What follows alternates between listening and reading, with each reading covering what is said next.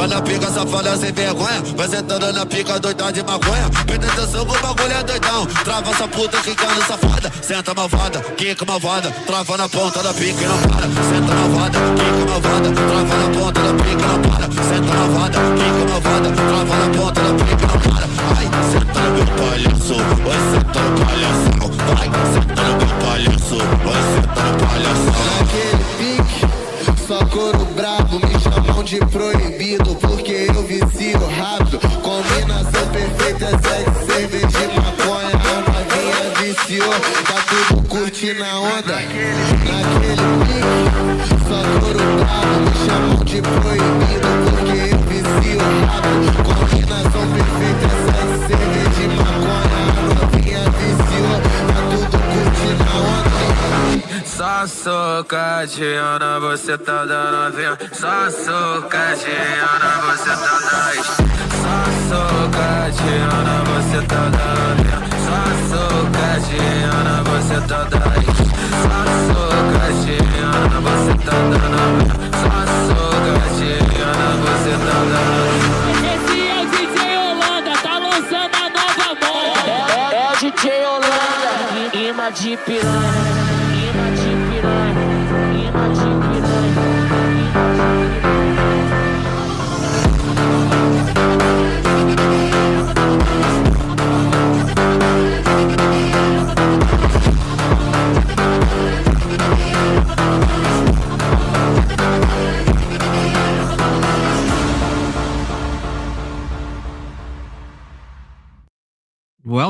Welcome to part 2 of Bad Christians versus Good Pagans. Good to see you, Agrilla Polis. Ever listen to him. Ag is best mod. He knows what's best. Hit that like button. Hit the subscribe button if you're not obviously subscribed already. Confluence was early today, probably for the first time ever. I mean, not early compared to 6 p.m., but from the time I stated, I was technically a little bit early. So good to see you, K2. Good to see you, Dancing on the Sun, 1942. Good to see you, Nightbot, who's here early. Nightbot's here early. That's crazy as well. Good to see you, Doomerang. And yes, I think it is Brazilian funk. I think it is. Yeah, but yeah, well, look, I'm white, okay? I'm very white. And my light broke. It makes me look even more white. Yes, okay, so we went through a good amount of the video yesterday, and it's a good video. I'm not gonna lie, it's a good video. The Christians don't exactly strike me as like, you know, the most normal Christians. They're a little Protestant coded, but that's fine because Young Christian is also Protestant coded, as am I, as a Big Soda. I like to think we're a little different than the people in the video, but you guys can be the judge. If you want to join the panel to react, you can click the link that's pinned at the top of the chat or click the link that's in the description. It's the same link if you think about it. And you too can join and react along with me, okay? Now I have to try to multitask as I load the video up because I can only have one screen share going at a time and try to not have dead air while I do it. Oh, success. Almost on autopilot at this point, okay? So hopefully we get riveting people to come and interact with this panel, okay? Dancing to the sense of 30% whites, you're invited to the family reunion barbecue conference. Thank you. I will be there. Consider this my RSVP. And who is this? Oh, you usually just pop right up, but you're feeling shy again today. Sometimes that happens. I understand. It's 3 steps forward. It's 2 steps back. Big Soda, don't be shy. How's it going? I think you changed the locks. I can't just pop in no more. Oh, that's your social anxiety talking, Big Soda, okay? No excuses. We talked about this, okay? How's it going, Brady? Oh, wow. I almost said Brady. I mix of brother and buddy. Don't Brady me. Brady. Brady's kind of a cool portmanteau, though, now that I think about it. But how's it going, brother? I'm ready to get into some Protestant talk. I'm ready. Protestant talk. As I said on this, I called it Bad Christians versus Good Pagans, but then when I said the message, I said 4 pagans versus 4 slightly less pagans, which I think is kind of accurate. And good to see you, Patrick. Welcome back. I think they're going to redeem us. Thank you, sir. Good to see you guys as well. Oh, good to see you. And good to see you, Rage Page. Good to see Rage Page.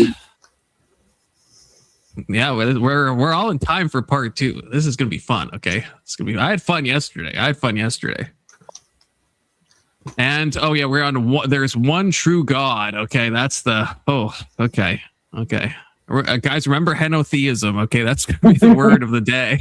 I don't think they're gonna say it necessarily. Although that girl, the what was it, black girl that said panentheism, I was shocked by that. So anything's possible at this point, if you think about it. You've been Let's reading up. dive in. You've been reading, or she's been reading? Well, yeah, she doesn't know how to pronounce it yet. Been reading up. I thought you were gonna say that you were reading up on panentheism. I was like, really, Big Soda? Because you should do that if you think about it. I don't care about Panentheism that, and Harris. panpsychism, okay? Both of those things. Panpsychism isn't even a heresy if you think about it, right? Because like that's probably, I don't even think the Orthodox Church would have a problem with that. I mean, Patrick would probably have to. I don't know if Patrick is gonna. That's probably a nuanced question. I don't know if Patrick would, but Patrick happens to know. But I feel like that's like panpsychism is a more. You can have like philosophical takes and not be heterodoxical, right, Patrick? You can have. Wait, say that one more time. I was trying to look up panpsychism. It's like the belief that that the fundamental part of reality is like consciousness. It's like, I understand you might think that's crazy, but it's not like probably heretical, right? That's just like, it's more like a philosophical, people will there's people are like mereological nihilists that are like, a chair doesn't actually exist. It's just, we call it a chair because it's made up of subatomic particles. It's really a chair doesn't exist. I feel like that's not heretical. It's kind of just like a weird stance. Like nihilism is heretical, to be clear, actually, but mereological nihilism specifically. So I'm just learning about this for the first time, but I actually think it is somewhat consistent because from our point of it is kind of true that things act a certain way when they're being observed versus being unobserved. And the universe acts the way it acts because it's being observed by God constantly. So you could almost say, if you were applying this to God, then you could almost say, I am. You could almost say, yeah, that's real. So I don't know. Look at this. See, this is the thing. Low key, this is what makes me interested in the Orthodox Church, unless Patrick's just trying to rope me in. But honestly, it's like there's some stuff, like the archetype stuff, and then yesterday with the toll houses, there's certain things that I'm like, hey, this seems like, it seems kind of cool. I mean, even Catholics to some degree at least have that. Like they at least have, that's the one thing I've always said, in my opinion, is like the main defect of Protestantism, although I'm sure there's a lot of main defects, but the almost complete lack of a mystical tradition, there's not really, that doesn't really exist in Protestantism. Whereas in the Orthodox Church and in the Catholic Church, they'll have Teresa of Avila and stuff like that, or Avila. I don't know if I can say her name, but or the place she's from. I know I say her name, but we've kind of lost a lot of our traditions, or at least the traditions we had when we left the church. No, I agree with that 100% because I don't really, I think that radical Reformationism, or whatever you want to call it, the radical Reformation has completely replaced the traditional Protestant mainline churches and any of their beliefs. Because basically none of these guys, and we kind of touched on it yesterday, none of these guys have expressed views that oh yeah, Martin Luther or Zwingli or somebody would have been oh yeah, that guy obviously is in my church because he believes the same stuff as me. They're all just saying all this crazy made up stuff that I feel this way and it's about me. So it's true. Yeah, that's kind of the problem, and it leads to strange outcomes. Because I've spent most of my life, most of my life now, I guess. I became a Christian when I was 15, and I've primarily gone. I've been to every denomination, well, not every, but probably most mainline Protestant denomination churches at some points, but I'm usually non-denominational evangelical. But it's there's certain things that people just don't even know. I guess it goes without saying that Protestants sometimes don't know the history. But it's if I mention even mysticism or any type of meditation, even meditation that is a religious a specifically religious meditation, people would be like, that's of the devil. They're like, mysticism? No, that's of the devil. And I'm like, there's Christian mysticism is a rich tradition within the church and stuff. And they're like, nah, you just can't do that. Sola Scriptura. I'm like, what? Yeah, it's I mean, when you I've had someone say that anything meditation, you're just opening yourselves up for demons. Just any meditation at all, no matter what the meditation is, you're opening yourself up to demons. And I agree, there's probably some meditations you can do that are low-key going to open yourself up to demons, but not just any meditation, not just I don't know. Well, meditation is devilry. I would argue when you're because let's say you were to come to church and you were going to ask my priest, hey, give me a little prayer rule to do because I'm an inquirer or whatever. He would tell you, okay, here's what I want you to do. He'd probably ask what you currently do to pray, but I know he's going to tell you, I don't know what rule he would give you, but he would tell you when you prepare to pray, you need to sit in silence and get yourself in a headspace to be, number one, collecting your thoughts, but number two, to be focused on like you're about to be communing with your God, like you're about to be like talking with him and praying. You're praying, and so in a way, you could almost say that is like doing meditation somewhat prior to praying. I wouldn't say that. Yeah, I wouldn't say that, but I'm that. just saying it's similar. You know, like yeah, like I mean, there's at least like again, meditation is kind of a vague word, but at least there's types of meditation where like you're basically just doing that. You're quieting the mind, and it's like, and what you said, I've never heard anyone in church ever say to do that. Like never. Like because I think they think it's like too spooky. It's like they're just like, no, you just like say words. It doesn't matter what your mental space kind of is. Like that's always the vibe I get. I remember there was even one. There was like some church that even tried. They were trying to be like, this is a little thing that they had come up with, or maybe they got it from somewhere, about like meditating on the scriptures. And like literally like half the people, it was like some like group of like 30 people, half the people were like, I can't do this because meditation is like demonic. And it's like, this is like meditating on the Psalms. I'm like, bitch, this is the Psalms. What are you talking about? Like, you're not like summoning fucking Baphomet or whatever. Like, it's like Psalm 22. Like, what? But just like the words themselves become like scary because people have no knowledge of like the historical context or anything like that.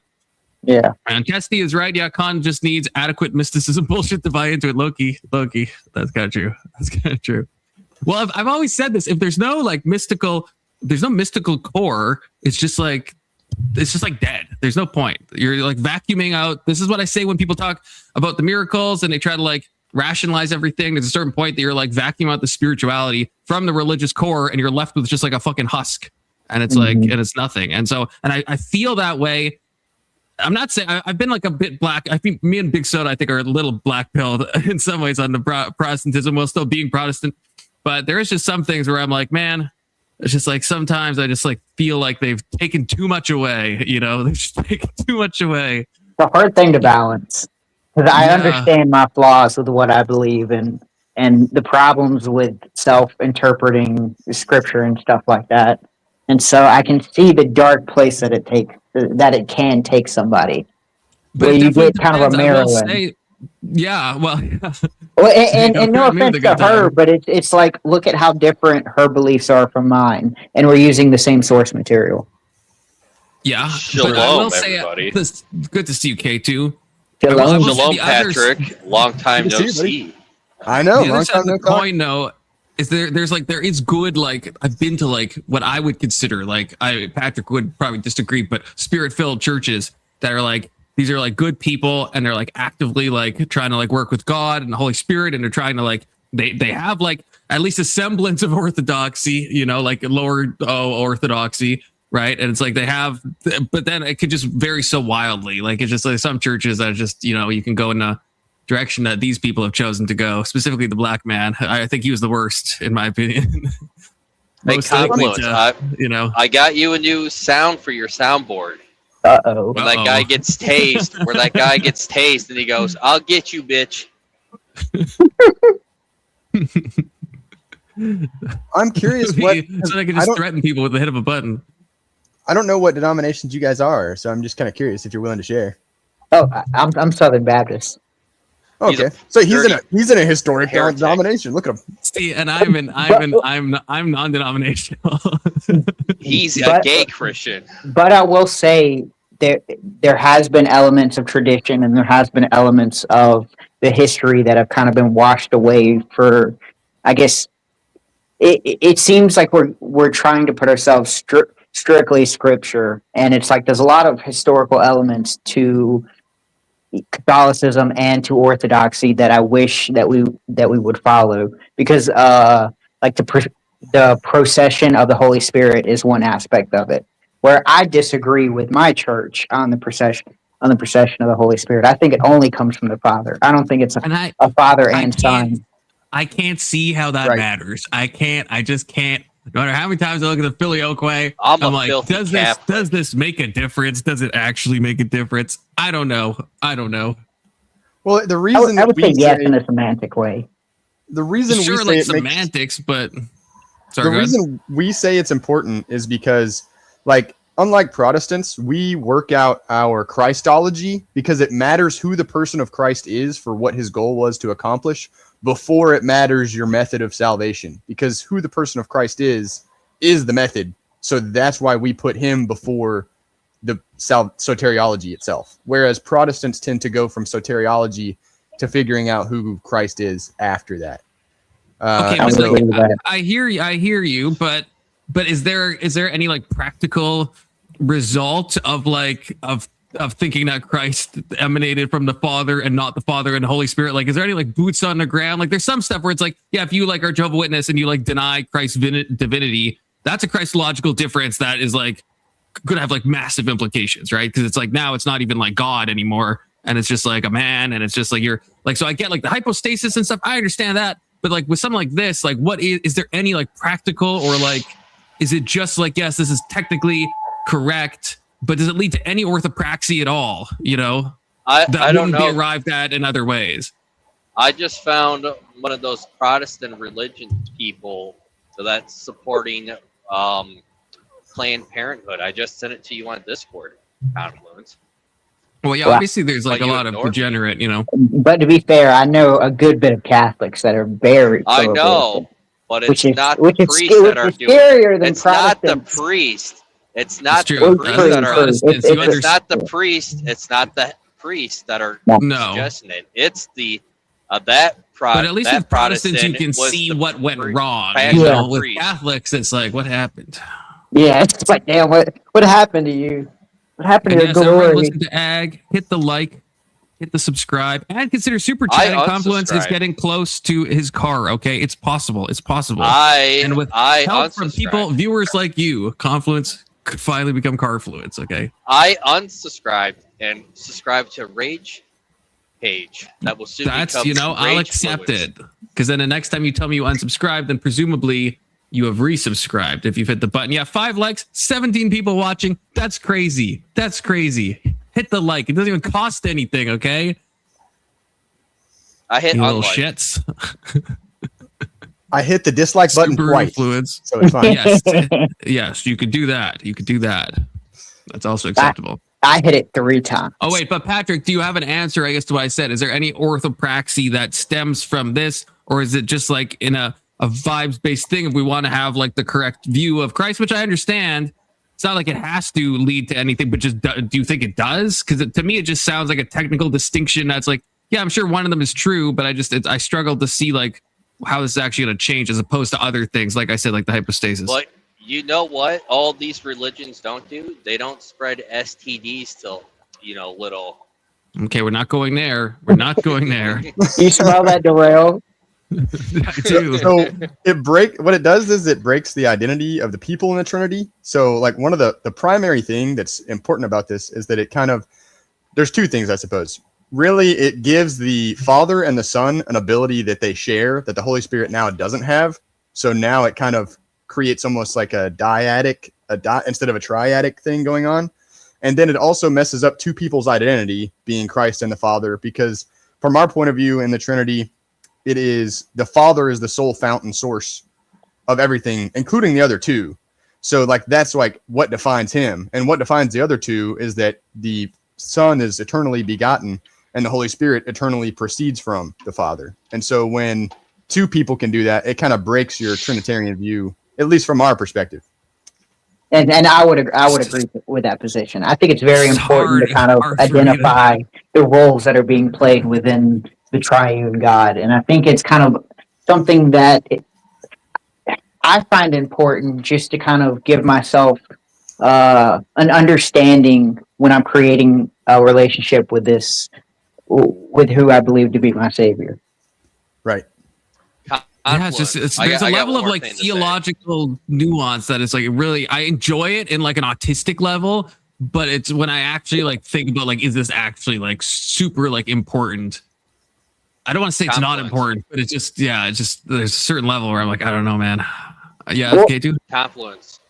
I know you like energy drinks. I'm saying you should try the Rise energy drinks. It has 0 sugar with only 5 calories, but a lot of more caffeine than your standard. I don't know if we sell that in Canada. You might we limit our caffeine. I'm just saying, check it out. It's pretty good.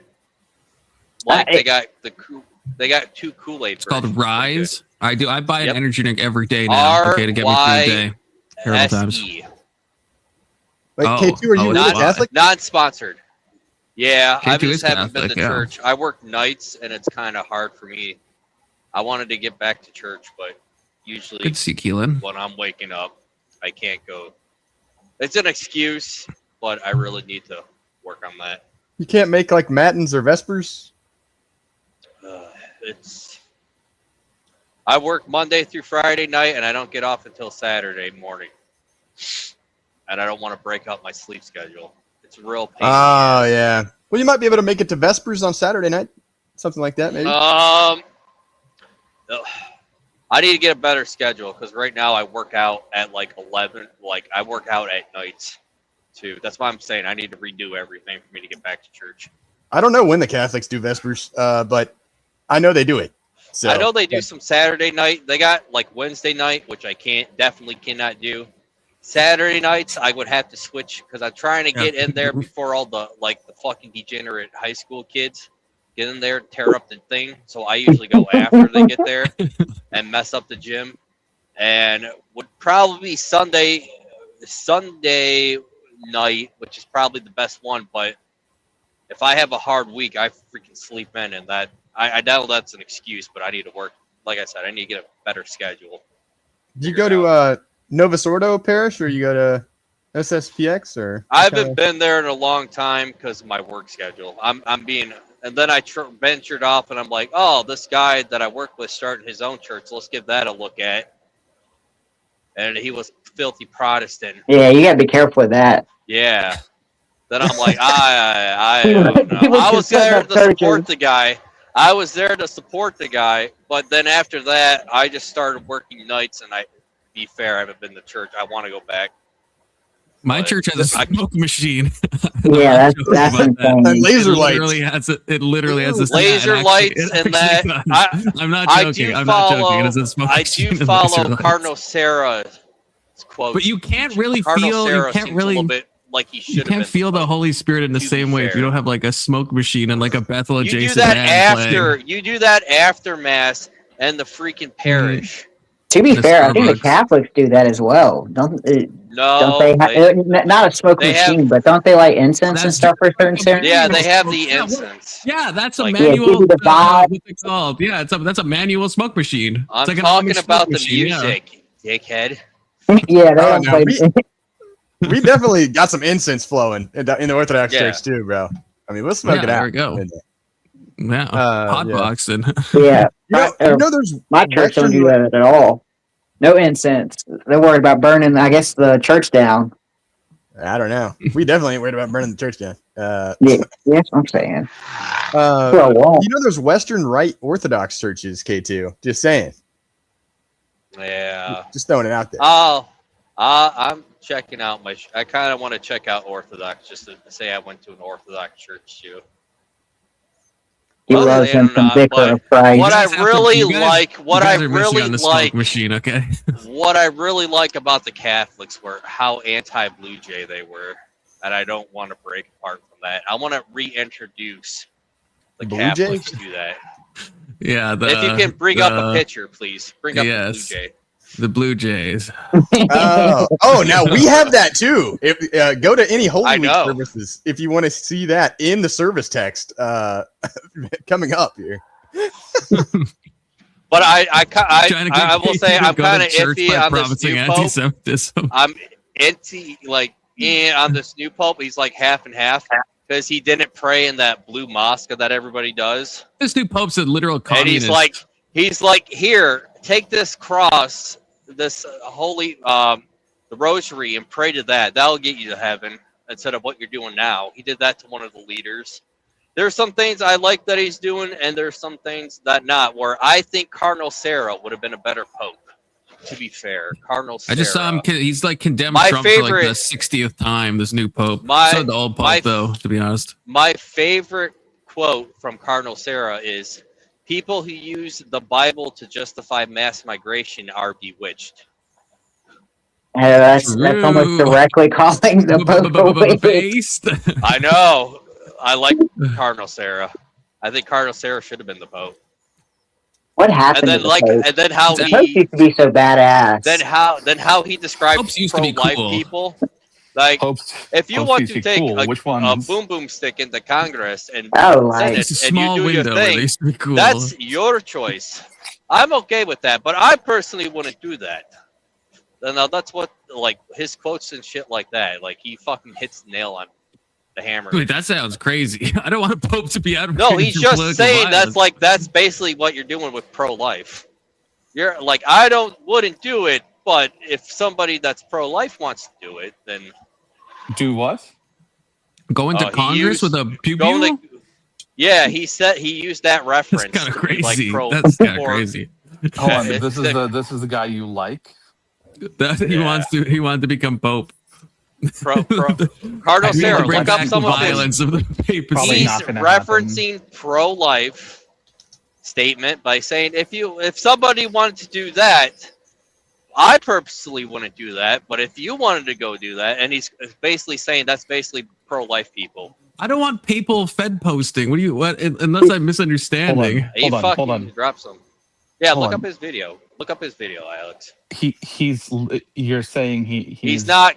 He's just saying that it would be completely within his understanding if people were to go and shoot up Congress.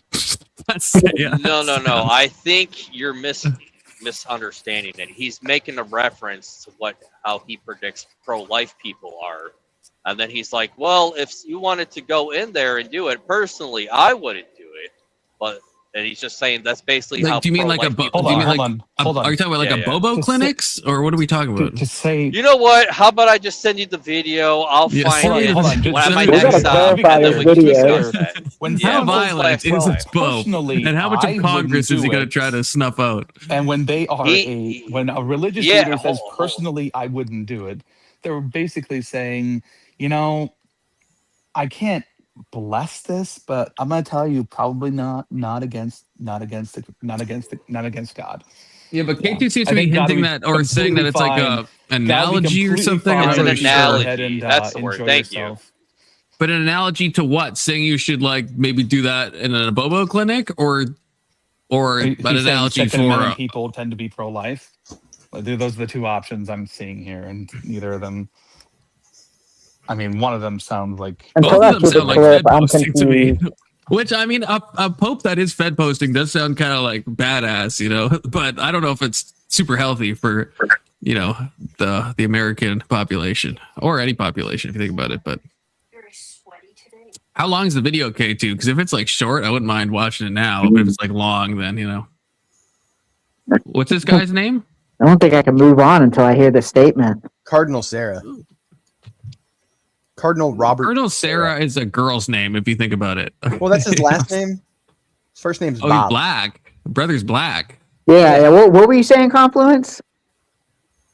What? You talking shit about his name? I mean, his last name's Sarah. I mean, is this racially motivated? It's not racially. I'm just saying his last name's Sarah, and Sarah is a girl's name. Okay, I'm just spitting facts. I'm spitting facts right now. Okay. Okay, let me search Cardinal Sarah Fed posting. That's a wild search. That's not Google's not smart enough for that. Says to shoot up I don't really want to type that in. Says to shoot up Congress in Minecraft. Yeah, I cannot find a first African. No, I can't find this. Probably clips of him talking about pro-lifers in untoward ways. Pro-life. Primary threat to the family. That sounds goated. It is a primary threat to the family. But where does he talk about if you wanted to bring a boomstick to your congressman? I don't know. I mean, maybe it's somewhere. Okay, wait. I'll just go to AI for this, and if we can't find it, then we'll move on. But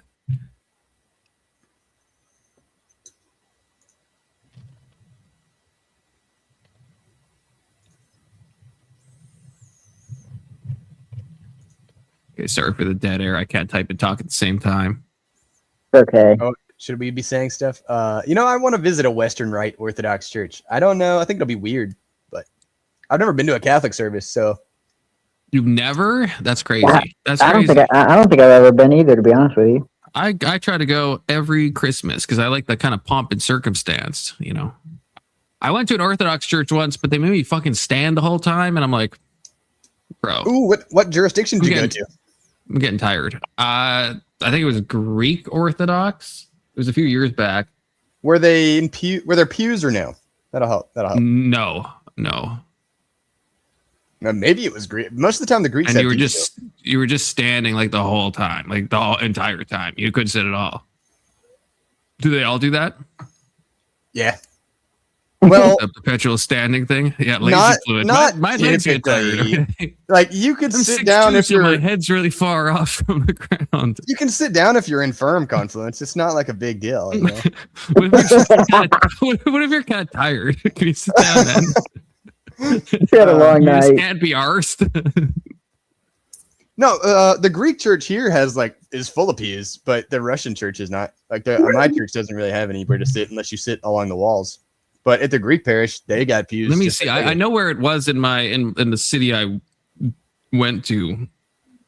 The city I went to it in. Let me see if I can find it real quick. Well, ChatGPT is thinking about if it wants to share the potential call to violence from a potential pope. From a cardinal in the Catholic Church. Yeah.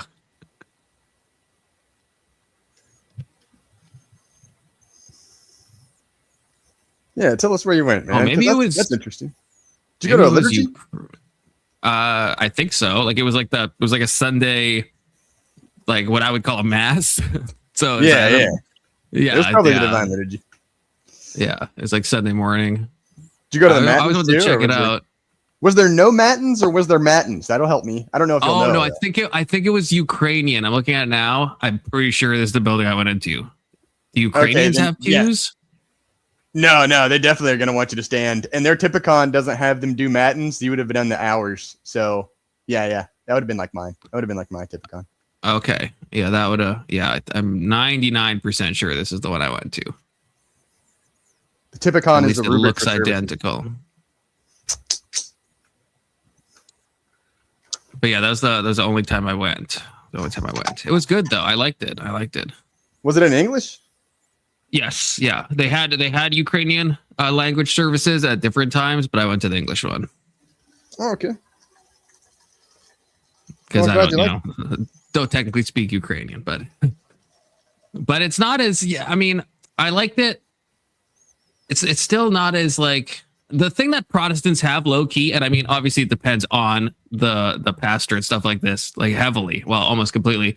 But I feel like when I go, at least with the Catholic one is one I can more compare it to because I've been there a lot more often. And it's like the Catholics have like, it's obviously like you get the ceremonial aspect. I think what I really don't like about Protestants is their kind of lower kind of view of the Eucharist and stuff like that.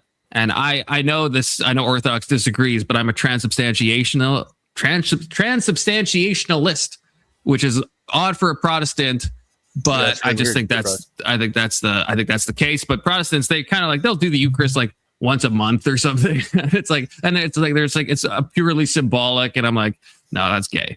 That's gay. It's not just symbolic. But so you get more of the ceremony and stuff, but where the Protestants, I think, really get a lot out of it is the like sermon part of it, because even in Orthodox and then in all the Catholics I've gone to, it's like you'll get a little homily, but it's like it's not very like long. It's just kind of like brief. Whereas like in Protestant churches, they put like a big emphasis right on like the sermon, right, like a specific thing that is very like applicable and like that you can like I guess I'm repeating myself, you can apply to your life.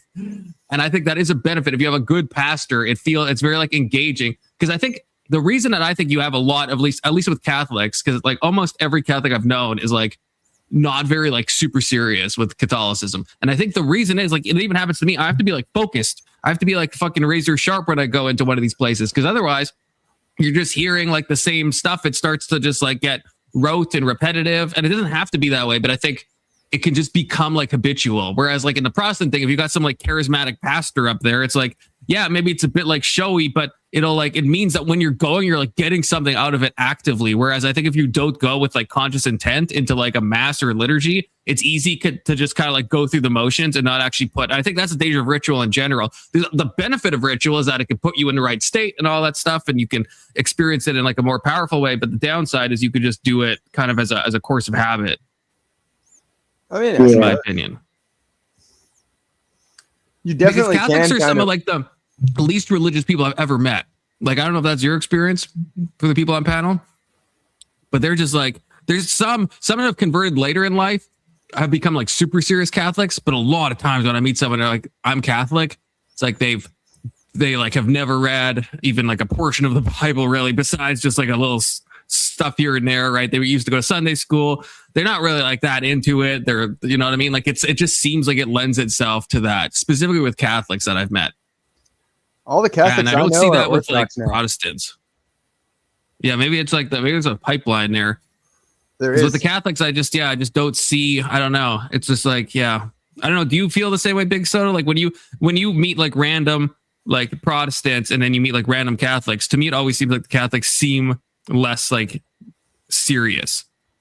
To be fair, I mean, even coming from a Southern Baptist, there's a lot of like, was it sewing circle Christians, or like Christians who they show up, they go there, but like when you have a conversation about it, there's no depth to it. It's kind of a surface level understanding of what the preacher says that day, and they may have read parts of their Bible, and that was a huge experience for me, especially growing up in a different Southern Baptist church than I grew up now. Where it was a bigger church. It was one of the biggest churches in town, and like all my friends from middle school to high school would go there, but there was no like retaining of the learning when we would go to Sunday school, when we would do the Wednesday service and then the Sunday service.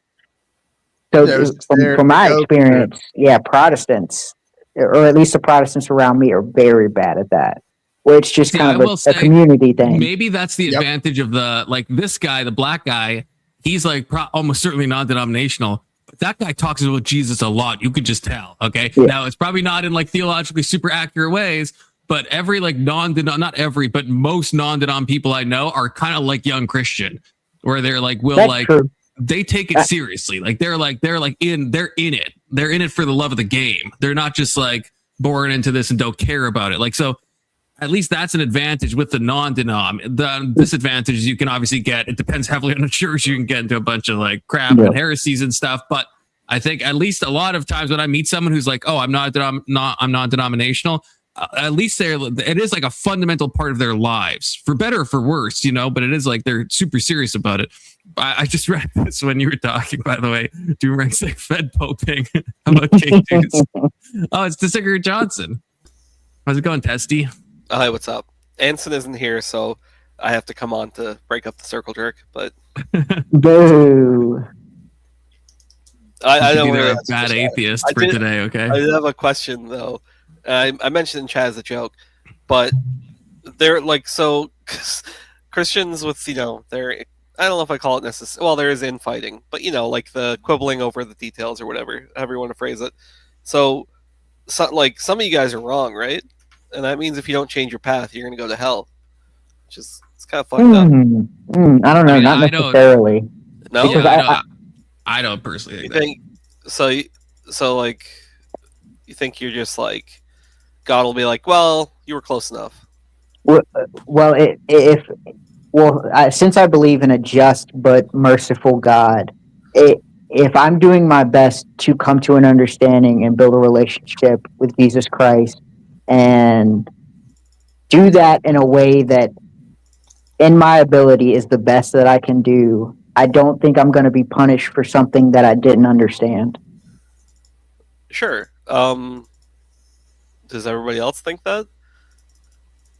I definitely, I probably would take it further than Big Soda. I'm a bit heretical in the hell talk, but But yeah, I wouldn't. Yeah, I think it's I think God is judging the intentions and stuff like that. And there is maybe like some stuff that's like so far off that I'm like at least if I'm thinking with like the more lowercase o orthodoxy part of my brain, then I'm like, okay, they're probably like outside of like of Christendom. But I would only apply that to like, I don't know, like Jehovah's Witness or something where it's like something that's like not just like a denominational split, but is like a totally like different understanding of like almost every, like from soteriology to the hermeneutics to the eschatological views, like everything is different, right? Like well, that's kind of that's kind of what I'm driving at, because like, I mean, the only example I could think of, because you would say that like there are probably certain denominations that stray so far from like, I don't know, tradition or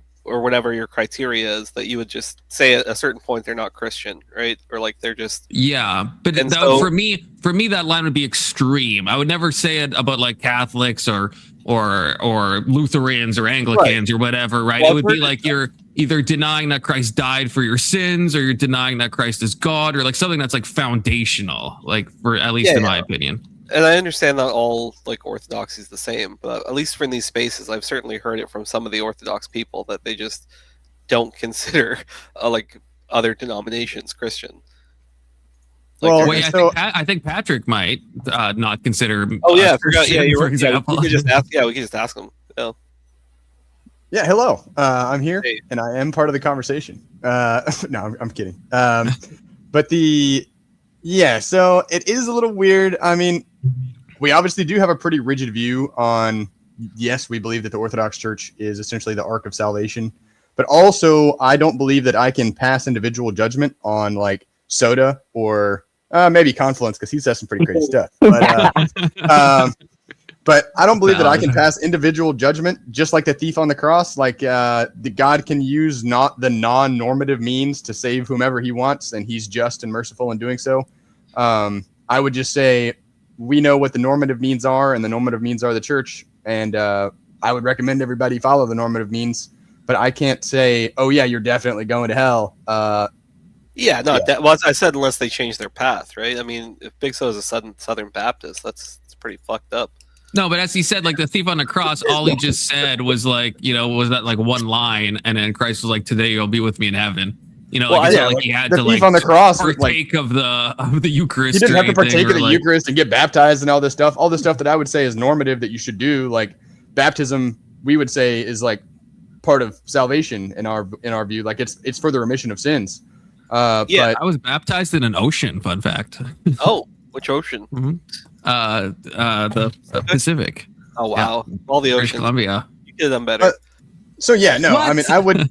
They're outside of the church. It's on a beach. Not saved would be my answer to give you a more succinct, direct answer to your question. They're outside of the church, which means they're not following the normative means. But I would never say they're not saved, because I can't know that on an individual. Yeah, of course. Because I've brought up this example before where I was like, you could conceive of a person who has quote unquote like lived a better life than somebody whose belief is extreme. So like acts versus faith kind of thing, right? You could have somebody who is a religious or secular who has, for all intents and purposes, demonstrated the works of Christ, in their charity, their kindness, their patience, the way that they treat others, themselves, etc.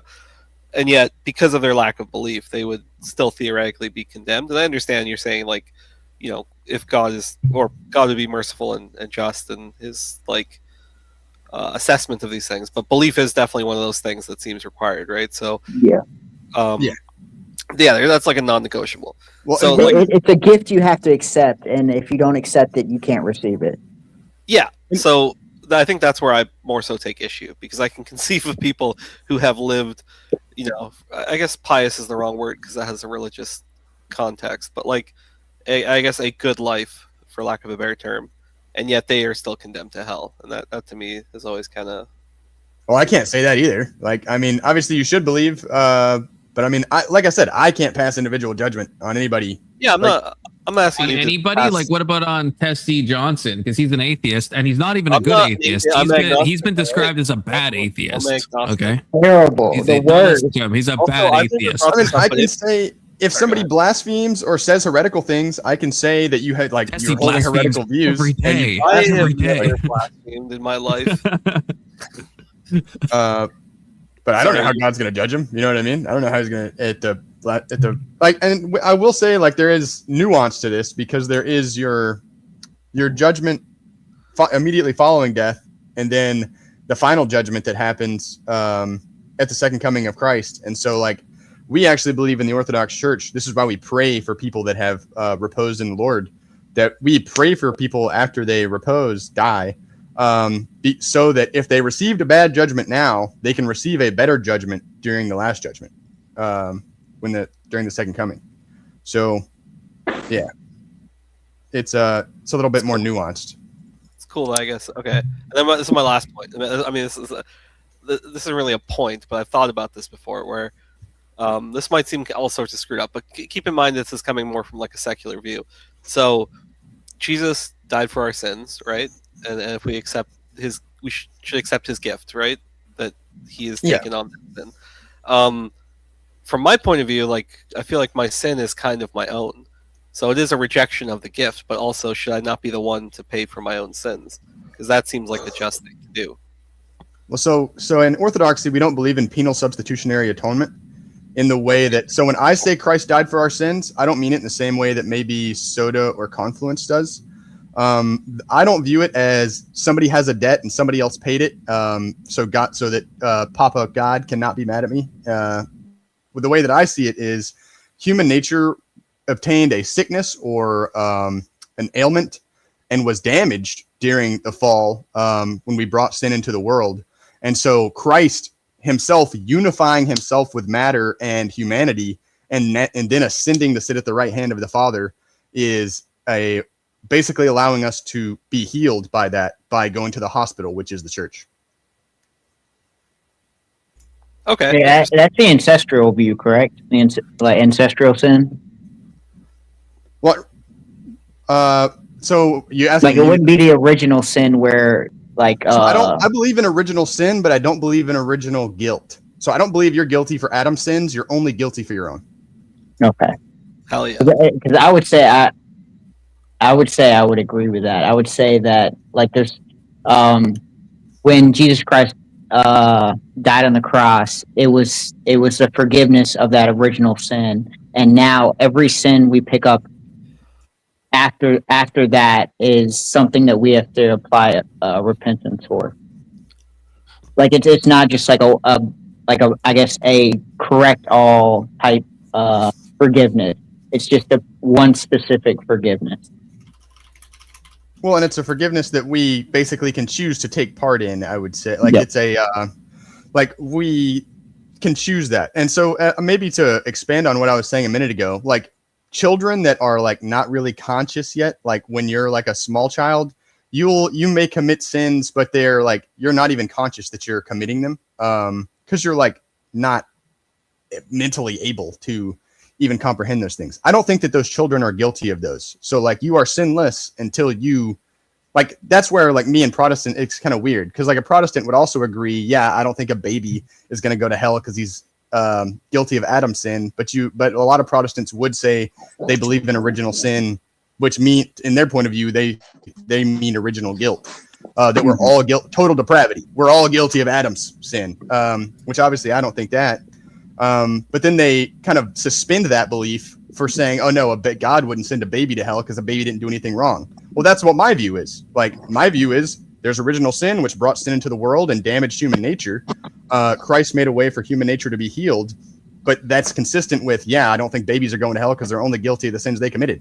They ain't committed no sins yet. Like, well, also you wouldn't really be able to make that judgment, right? Right. I wouldn't be able to make that judgment, but Young Christians has bad theology. Young Christians, you're on the panel, okay?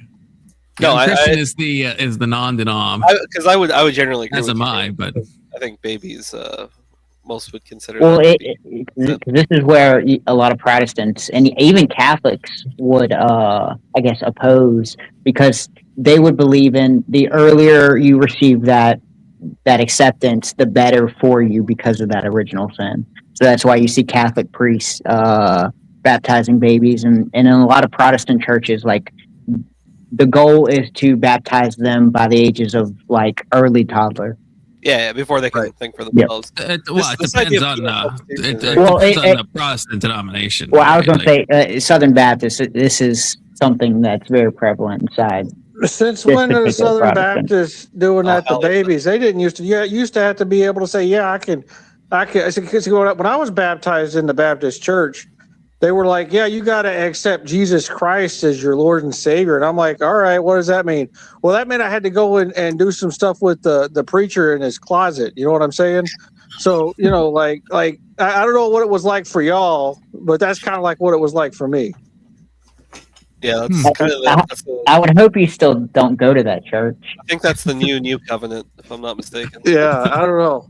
I know the Catholic priest got that down pretty good. Yeah, that is true. I've told Confluence this. If you go to their Wikipedia page, it's organized by continent, so it's all very neatly organized with thousands of cases. But the Catholics do have some skeletons in their closet. Well, I mean, not all not all Catholics. People to not marry, Yeah. Well, it's one of those statistics where it's like school teachers have like a higher prevalent just per capita because there's more school teachers. So it's more like it wouldn't be per capita if there's it's not per capita. I corrected myself. Confluence. You're like a hound dog. You're just ready to pounce. I'm just ready to pounce on you, Testy. I think it's a leadership. I think it's a leadership problem. Because but the Boy Scouts, I think, have a higher like per capita rate, like ironically. So I would also say that's probably a leadership problem of them trying to they're worried about the scandal, and so they do their best to try and keep the scandal in house, and then eventually. It's also a problem. It's also like a selection bias where it's like, if you are predisposed to harm a young person, you're gonna probably get a job where you have like access. And Roman Catholic priest, you have access to altar boys, Boy Scouts. Obviously, you have access to boys. It's in the fucking name. Not anymore. Now it's just Scouts of America. Yeah, oh, good. They changed that. They're like, we gotta. We gotta add some girls in the mix. I feel like if they would, allow married priests, they could solve a lot of that potentially, but I don't know. I mean, kind of, right? They're probably all bricked up. They're bricked up, and they're just like, all they have to do is read the Bible and kneel and stuff. And then it's weird though that why not? Wouldn't it happen normally that you would, if you're a Catholic priest, you would just like have sex with a above age woman instead of like an underage boy? Like why? Well, why is that what happens? Well, that's probably because it's kind of a sausage fest, right? You're not allowed like women priests and stuff. So they're molesting a boy is kind of a breach of the vow of celibacy. So I'm saying if you're already breaching it. But I'm saying like where else are they going to stick it? All right, like their options are limited. So it's just like they're like it's too much, I guess. Too much effort. Too much effort or too much, I don't know. Maybe it feels too intentional if you like go out and like you're not gonna go to a nightclub and maybe buying a prostitute feels like, but you have this altar boy right in front of you. Prostitute would probably make the most sense if you're right, going like immoral, like you think that has to be the better. But there's also the theory that and I think this is low key true. I don't know how often, but because it was a historic thing where you can't marry, that like gay people would like sign up to be priests because they're like, this is a way that no one's going to question why I'm not getting married. And back in the day, obviously, you really couldn't get married to a man. And then so they're attracted to men. Now they're around the boys. And so if they happen to have some predilections in the downward direction, now it's like, well, this is my options, Yeah, I mean, this gets into a whole other side of statistics, but that's also like a little bit of a myth. Like people who do that, they don't really have. Wait, what's a myth? Like the homosexuals will go after like. No, that ain't no fucking myth. Have you ever been around homos, dude? That's all they fucking do. They're all fucking groomers. I'm not saying that, but I'm saying they're all fucking groomers or disgusting degenerates. It might explain the male part of it, like because otherwise, why are priests? Right, like why not see a prostitute? Right, if that's what we're talking about, then the gayness has relevance. I'm saying it gets miscategorized because anytime it's a young boy, then it's categorized as like a homosexual thing. But when you actually look at like the people who offend, they generally don't have a preference for if it's a boy or a girl. But I'm just saying, once it's a boy, it's like, oh, it's gay. But like that's the wrong way to look at it. Is all I'm saying. Well, I mean, no, it's training them to be that way, right? It's kind of gay. Is it? How is it not? How is it not gay? Well, it's not. Because I mean, it's both. It's not comboing the sins. It's definitely gay. It's not straight. It ain't straight, Steve. But there's no orientation attached to it, so it's not like. Yeah, there is, dude. Are you fucking serious? There's absolutely, and that kid's gonna grow up and be all scarred for the rest of his life because that guy did that to him. You know, that is not like it's not. And it's gonna train him to think that's normal, and so he's gonna grow up and do the same. That's how it works, man. You can't breed those people. You got to train them. Like that's how they work, dude. Because they're like, you know, they're what is that? They don't pair up and actually, you know, produce any offspring, right? So they're all like, you know, oh, he's sick of my shit. Oh, that's good. Yeah, I'm sick of your shit too, you fucking commie. This was like 4 minutes ago, so I'm not sure what that was. Like porn stars like come from like broken homes and stuff. Like that's not a myth.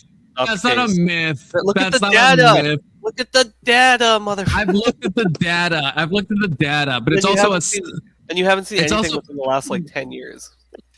No, first of all, I've looked at the data. Second of all, you have to admit, this is like, okay, a brief thing. I want to say this because I feel like this is important for a lot of things because it's the same with like when we look at like regret rates with like trans people. Not to go into that topic, but I came up with an example a long time ago called like the face tattoo syndrome. It has to have another name, but that's what I call it. If you ask people, do you regret your face tattoo? People they're probably, even if they do regret it, they're going to say that they don't, right? They're going to lie. They have incentive to lie because they know how it'll make them feel.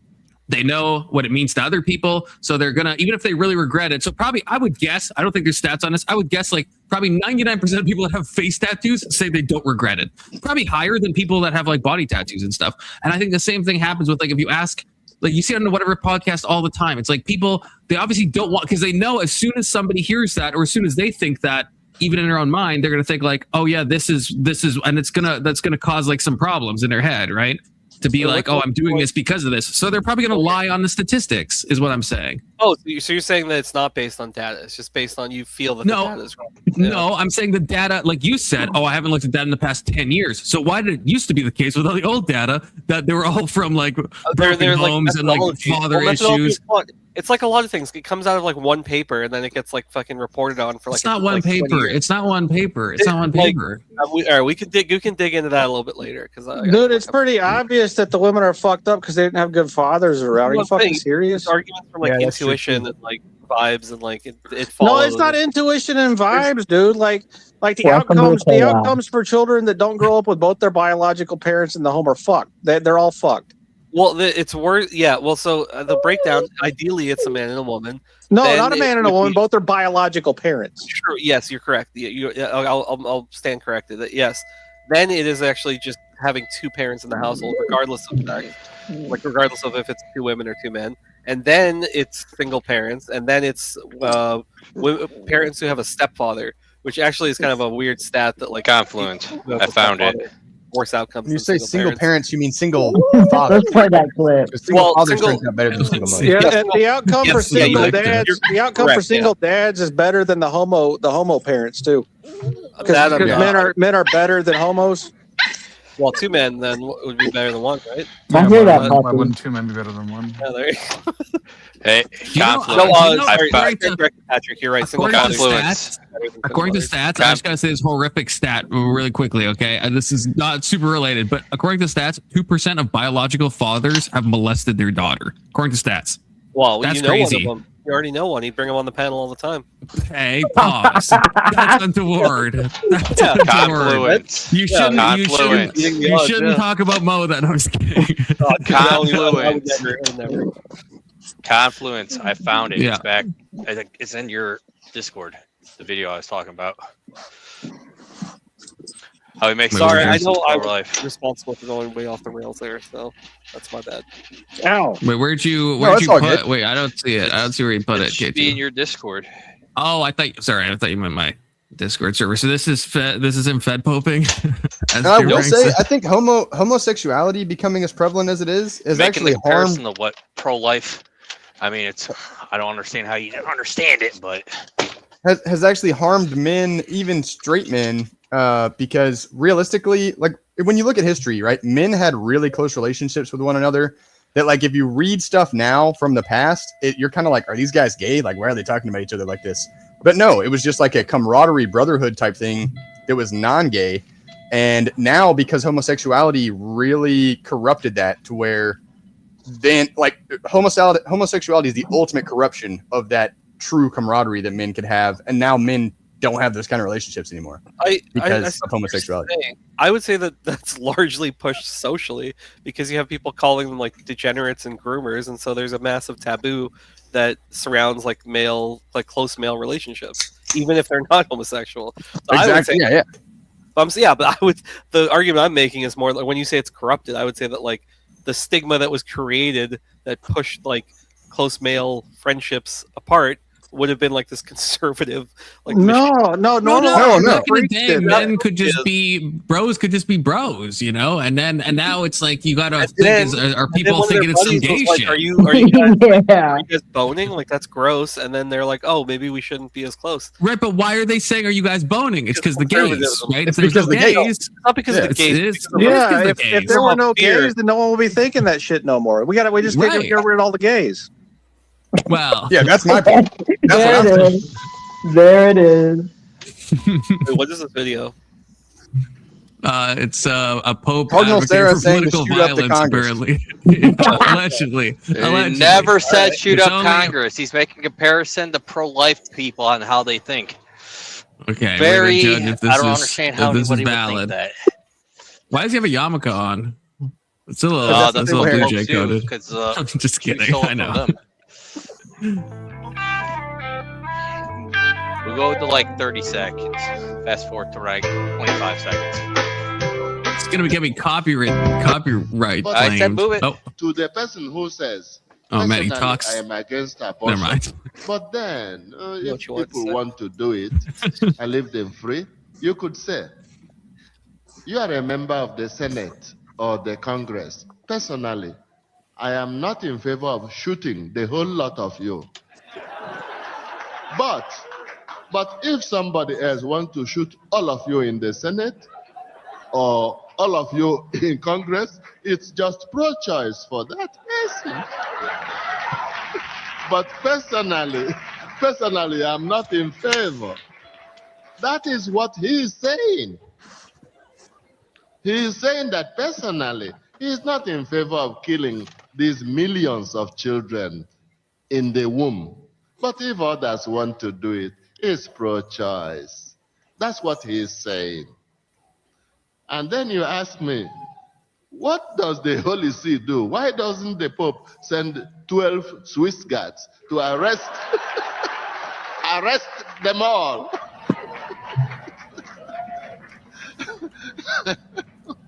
You may have heard about the letter which the present Holy Father, as prefect of the Congregation for Doctrine, sent to American bishops on that issue. So the matter is very clear.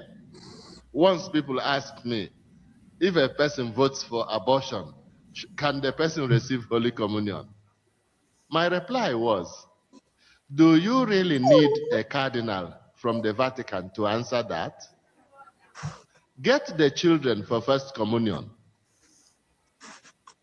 and say to them, somebody votes for the killing of unborn babies and says, I voted for that, I will vote for that every time. And these babies are killed, not one or two, but in millions. And that person says, I'm a practicing Catholic. Should that person receive communion next Sunday? The children for First Communion will answer you that at the drop of a hat. You don't need a cardinal to answer that.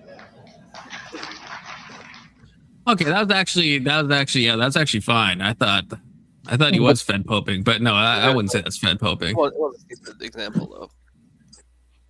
Because he's obviously saying that's a bad thing to do, and yeah, okay, I understand the analogy now. I get it. So kind of based. Yeah, I'd say based. I would. Nancy Pelosi was excommunicated from by her bishop for was she? supporting that. Yeah, she was like a long time ago, bro. She was Absolutely. excommunicated a long time ago. Anathema. Get her out of here. I'm not like Democrat or Republican, but I've always hated Nancy Pelosi, and I hate how Democrats like venerate her. I'm like, it's mostly her insider trading, and also that thing with COVID where she got her nails done during COVID lockdowns, and then she like blamed the person, like what do they call them, esthetician or whatever. Estheticians, yeah. She like blamed the person for it was that's like a small point, but I've never liked her. I don't like Nancy Pelosi. Nancy Pelosi was one of the most. Nancy Pelosi was one of the most shrewd political operators. She's the one who basically like created the system of like 100% obedience within the Democrat Party for staying in line with what the leadership wanted. She consolidated a whole lot of power for the Democrats to be effective. I'm actually like I admire Nancy Pelosi's Machiavellianism. She's like almost a perfect politician. I admire the fact that she's genetically closer to a bearded dragon than to a human. That's what I admire about her. Yeah, she does have cans though. Yeah, and when she was younger, I totally would have titty fucked her. Oh, there you go. Thank you. But you can see, and we know and love. It's and I got to the same place. Tessie, are you? I feel like I must have asked you this before, but are you? I can't remember if you're pro-life or pro-choice for some reason right now. Oh, I'm definitely pro-choice. Yeah. Oh, I fucking knew. I was hoping. Part of me was like, maybe Testie's changed. Well, I mean, yeah. There's no point in having a conversation because like the non-starter is basically calling it murder, and I just rejected it's murder, and then once we go from there, then it's just like, okay, well, we're just arguing about those definitions. Remember, we chatted about this. I talked about the sperm bank and all that stuff, and we went down that whole dialogue. Yeah. Oh yeah, I remember that. I get my bad atheist confused. Sorry, Tessie. Not to go down a line here. So this is a one-off question. But do you consider the unaliving of a pregnant woman to be a double Homo sapien? Let's say. I think it can be. Like if the intention was to, yeah, that is a good question because, yeah, I probably would be. I would assume. Well, and you see why I asked, just because it calls into question the consistency of your position, right? So. Well, I understand. Like it's not even a trap that you're setting. It's not a trap. It's just a real question. Yeah, that's what I'm saying. It's not even a trap. I'm walking into it. So it's like, what? I'd like to jump in on this. Sorry. No. Yeah. So let's say a woman doesn't want her baby, but before she can do anything about it, somebody punches her in the stomach and kills it. What would you consider that to be? You could probably consider it murder. But she didn't want the baby. She doesn't want the baby. Well, okay. So murder is not. It would be. I mean, this sounds like a cop out because ultimately it's up to the state to decide, right? And I'm imagine asking you what you think. I'm not asking you what. You're just asking for my own personal thing. Like what? What do you feel about it? I guess is more the question. Sure. I mean, this is going to get into some like arbitrary line because I would say it more so depends on how. I have more questions. That's fine. It depends on how far along it is. I wasn't trying to start a line, just to be clear. No, I understand. But if she's like, like we're in the shit now, Patrick. It was like you asked for it. If it's like a so let's say she's like 19 weeks. She's in a state where she can abort up to 20, and she was really thinking about doing it probably tomorrow, but somebody doesn't like her, doesn't want her to have a baby, so they punch her in the stomach and they kill it. What would you call that? Is that just assault? Like what would that be? It would probably be closer to assault, if I had to guess. But then to delete the baby. Well, the flip side is then you say, what if she really wanted the kid, right? Because I'm not even gonna ask that. Yeah, I already know what you're gonna say. If she wants it, then it would be. Well, I wasn't. Life, right? No, because I don't think that's like a consistent. I don't think that's a fair way to really view it, right? But I don't know if we can view this through one lens, though. Well, I mean, I'm not asking you to be consistent. I'm asking you to like engage with what you feel about this, like how things should be, and then decide based on that. I'm not asking you to like logic your way into some answer that doesn't make sense because it has this strict line that no one can possibly define. Yeah. My intuition points me more towards that it's murder. Okay, so if she didn't want it, it would be murder as well? So, okay, here's where we're getting like mixed up, because I invoked like sort of the legal state definition, and when you're saying murder, it would necessarily involve like some application by the state. So I don't have like a personal definition of murder. I mean, I would be using like so that's why I said originally like it would be up to the state whether they would consider it's a question of, one, was a life taken, and two, was it unjustified? That's kind of the definition. I would yeah, no, I think because it's like a, regardless of whether she was going to keep it or not, I would draw some sort of distinction between like a medical termination versus like a non-consensual, like violent termination. Sure. Like if somebody was going to pull the plug on a patient, I can't just go in there and shoot him in the head and consider that to be, well, they were going to kill him anyways. So. Well, I guess it depends on if it was like a doctor doing it based on his worldview. Well, no, just I know, just. I mean, I'm trying to answer your question, but like that's the distinction. We allow doctors to do certain things, like I just said. If like we lethal had a injection, patient right? that wasn't going to wake up, right? You're not going to tell me that doctors can't let him go, right? Yeah, I mean, just because a doctor is doing something makes it moral. Got it? Okay, yeah, that's not an appeal to authority. Yeah, sure. Is that what I said? No. You're just like y'all aren't making any fucking sense. So I'm fucking with you. Oh, well, we're not making sense. Y'all are being fucking retarded, both of you. Actually gotten You're like, oh, well, I guess a doctor does it, so it's all right to kill people because the doctor did. That doesn't make any fucking sense. What the fuck is wrong with you people? Hold on, did anybody say fucking libtards? Actually, didn't he just say that he considered? No, I don't give a fuck what you want to recast it. Y'all Didn't retarded he liberals. just say that? Hold on. Can I get a vote on this? No, you don't get to vote. This isn't a fucking democracy. Go back to Yugoslavia. Yeah, I my intuition would point me towards the fact that it's murder. Was he saying Alex, murder or no? Well, wait. Well, to what Anson's saying, Alex, it did sound like you were saying if a doctor does this, like with euthanasia, then it's like, of course, okay, because the doctor's doing it. That is how it sounded to me. I don't know if that's how you meant it to sound. Yeah, you said if you said let them go, I believe. If the doctor's going to pull the plug and I decide to walk in there and beat them to death, that's not the same thing, correct? What do you mean? So there's a patient who's going to die, and there's a doctor who's like, they've gone through the process or whatever, and the doctor's going to pull the plug, versus you go in there and you get on top of the body. Sure. Start beating the fuck out of them. but how That's euthanasia different. normally works, like in We me don't and Testi's have that country. in the U.S. I know, but like, what about injecting someone with a lethal dose of like phenobarbital versus beating them to death? One's more violent. That's sidestepping the question. That's No, one question. We didn't say that this hypothetical is never only in the United States. You guys are trying to States. jump into like this end stage hypothetical that we haven't even like. Well, no, y'all were giving. You asked me what I heard. I'm just being honest with what I heard. Was exactly How what. dare you What did hear Tessie say when compliment? I asked him about it? Y'all were giving ethical authority to doctors. I was Did he responding say to what that you this said, was a Alex, medical because you didn't say procedure, pulling the plug. You alright. said Did let he them say go, and it I don't was know if going that to be meant like. murder? Did he say it was going to be murder to No, he doesn't have a definition kill of the murder baby? because he outsources his morality to the punching the woman state. in He the says, "Oh stomach well, the gonna be state has to murder." define what the law is for me to know what morality is," because he doesn't Was know what punching the morality is woman in the because he's a stomach gonna be fucking retard. murder? Confluence. What did he say? He said yes. Okay, so Anson, you can shut the fuck up because you don't No, know what I you're can say whatever the fuck I want to say. You fucking you immigrant. You certainly can't tell me what can. to You do. can just be Go back to wrong all the time Yugoslavia. like you've been I so knew far. That's I knew you were fine. gonna call an immigrant I'm just there. I saying, felt it dude. coming.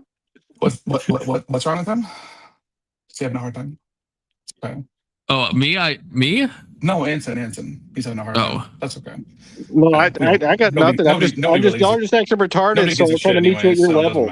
You see, Mark Twain said not to argue with dumb people because they'll bring you down to their level and then beat you with experience. But I'm getting experience being a retard like y'all, and I'm just going to act retarded like y'all do and say nonsense and just get used to arguing like a retard.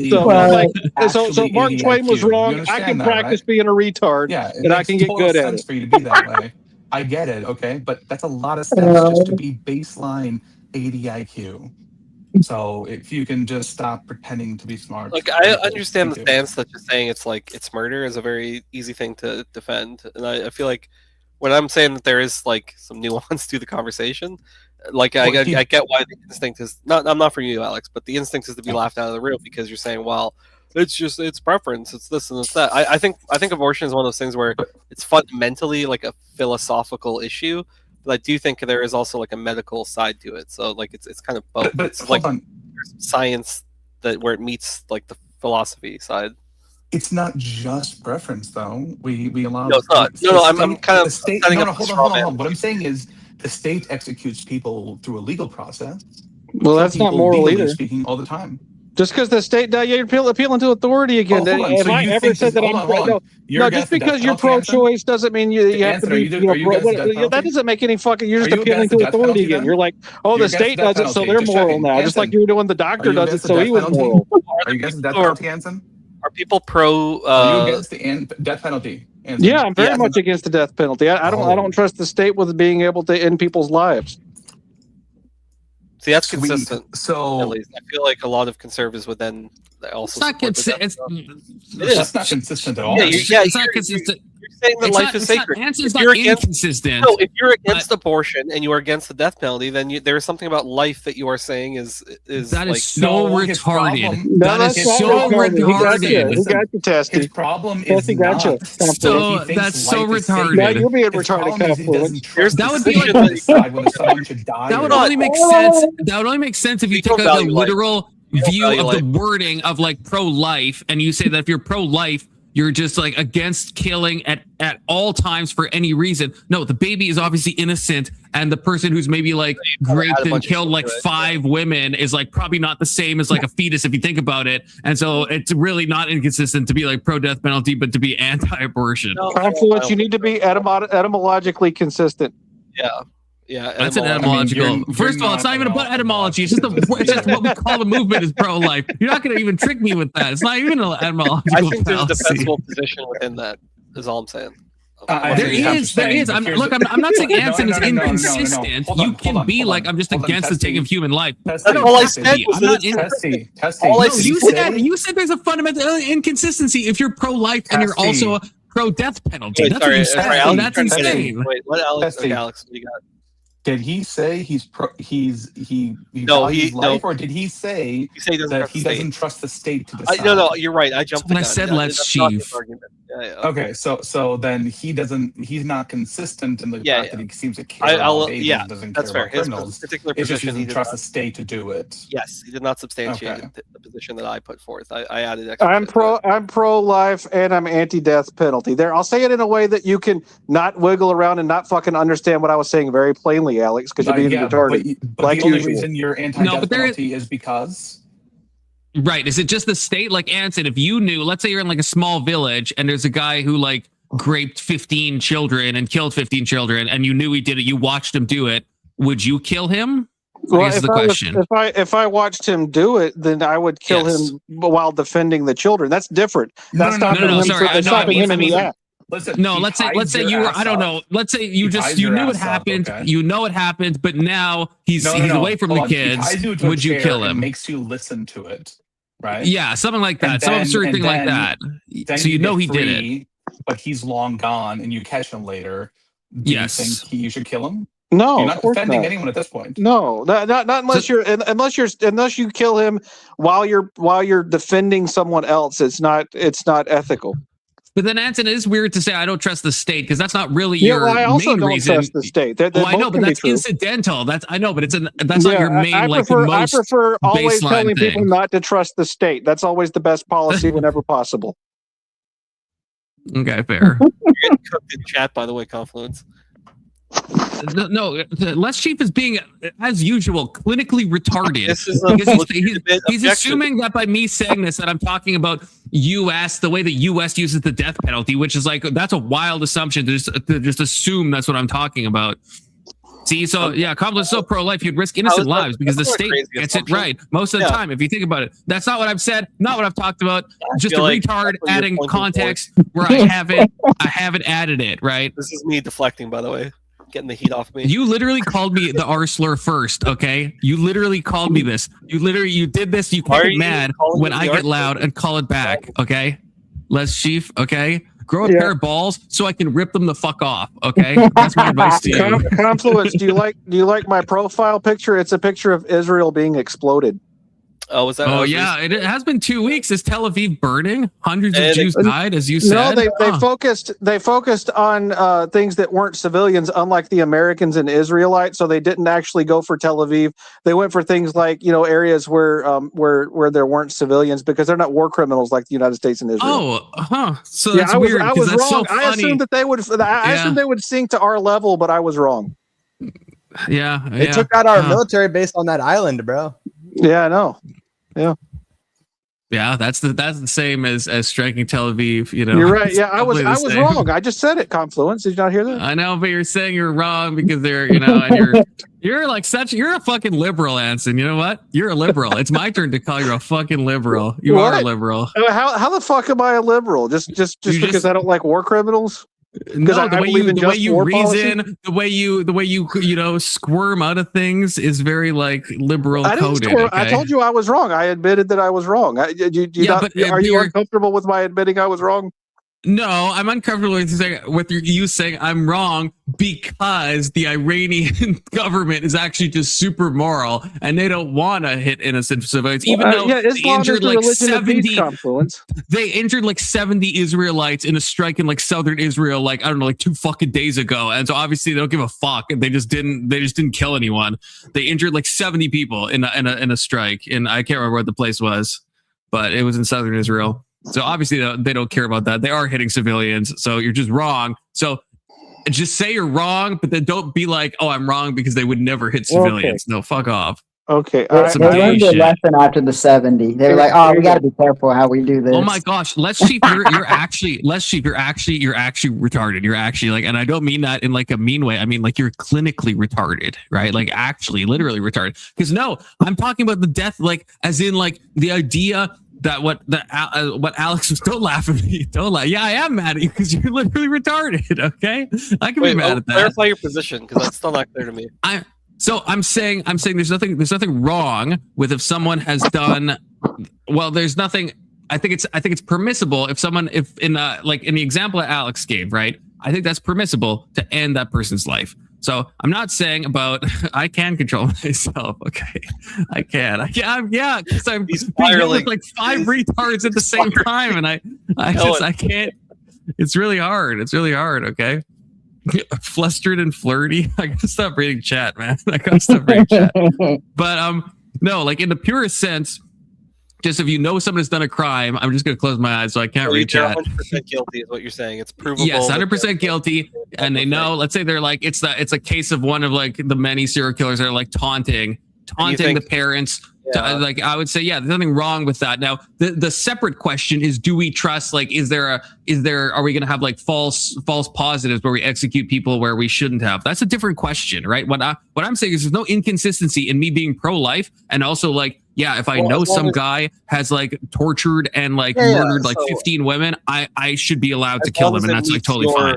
So as long as it meets your moral threshold. So like if they stole like something, you're like, no, we wouldn't death penalty for that, but they're like, oh, maybe they R-worded somebody, or or raped. Maybe they raped somebody. Yeah. Then you're like, oh, well, maybe there was 15. Like, so there is some sort of threshold where you're like, okay, now this person. Of course.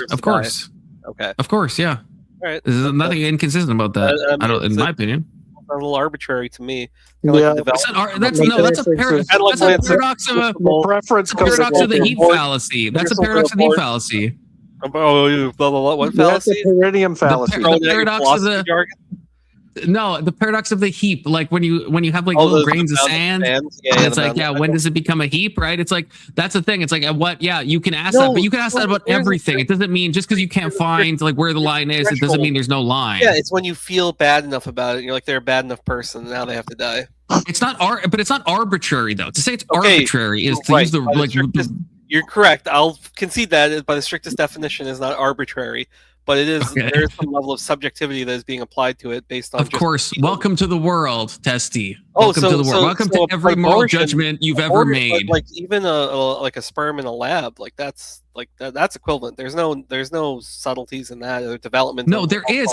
Testy, if we've talked about this, I'm shocked that I haven't said this. I think unaliving your 9 months in utero baby, I think is worse than a zygote. We have talked about this, right? Right. And then all of the other is. No, you're correct. And then you got dogpiled by everybody else. Okay, that's my bad. Yeah, I get dogpiled by both sides, by retards like Let's Chief, and then by conservative retards as well. Okay, that's how I know I'm right, because I get dogpiled by both the retards. I was intentionally being a little bit bad. Are you wearing a rosary? I am wearing a rosary. I wear a rosary every single stream. How are you just noticing this now? Well, I don't know. Patrick said you were wearing one. I am wearing a rosary. Yeah, it is a rosary. So Anson, my actual apologies. I was wrong. You were just anti-killing people at all. Except I'm against killing. I think killing people is a bad idea. Yeah. Okay. Just separate self-defense. Any other reason is not okay. Yeah. Which is why you're also anti-war, I'm guessing. Yeah. I land closer to that actually makes me feel a lot better about you.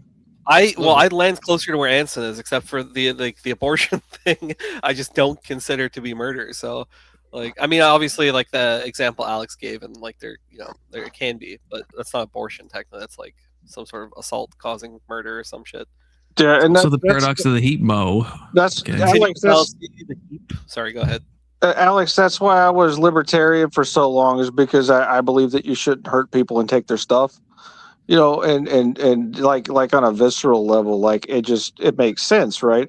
And you can't outsource that to other people and make it moral in most situations. So that's why I don't think the government has the authority to do half the shit it does. Okay, that actually makes a lot of sense. But I'm not a libertarian anymore, so. Why'd you change, or why'd you stop? Because libertarians don't they don't have the will to impose their ideas on other people because they're gay. Their structure of their structure of belief doesn't allow them to impose beliefs on other people because it's a type of force. And we're a bunch of infighting retards. That is actually true. We're a bunch of infighting individualists that can't get anything done because we're too busy fighting the next guy over. Yeah. Yeah, you are, Patrick. That's true. And being gay, Patrick. Don't forget that. Oh, we're forgetting that part. Libertarians.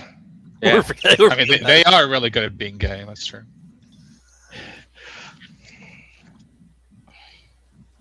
Well, no dead air. I gotta grab a Zin. Keep talking. Okay. Keep talking. Okay. Well, anyways, and someone else cam up. Why am I the only one cammed up? I understand, Alex. Wait, I think we just have a lot of people that don't cam up. Yeah, Patrick doesn't have a cam. So I blame. Most people. I blame Young Christian, Big Soda, and Anson. Good, Anson's on cam. Yeah, so I blame three. By the way, Young Christian, cam back up. That puppy you got is fucking adorable. I saw him last night. And he's got two puppies. And they're both sleeping with me on my couch. What kind? Did you actually name them Bonnie and Blue, or was that a joke? I have to know. No, Bonnie and Blue, Bonnie and Hyde. It's Asha and Iona. Ooh, that's not what I thought that was going. So I was about to say Ashua and then wait. Ashkenazi and Sepharda. Aja, like ASIA, Aja. Oh, okay. That makes sense. And Iona from Prometheus Unbound by Percy Shelley. Right. Interesting. He's my favorite romantic poet. That is you. That's your future, Brandon. Look into those eyes. This is you if you become incredibly doomer-pilled, Brandon. This will be you. Yeah. Behold your future. This is what- At least you'll have 2 puppies though, if you think about it. It's what it looks like when you Anson give looks up. big as fuck, low key. Anson, Young am I gonna Christian, see say this something. You haven't weekend? even talked at all, young Christian. Unmute yourself.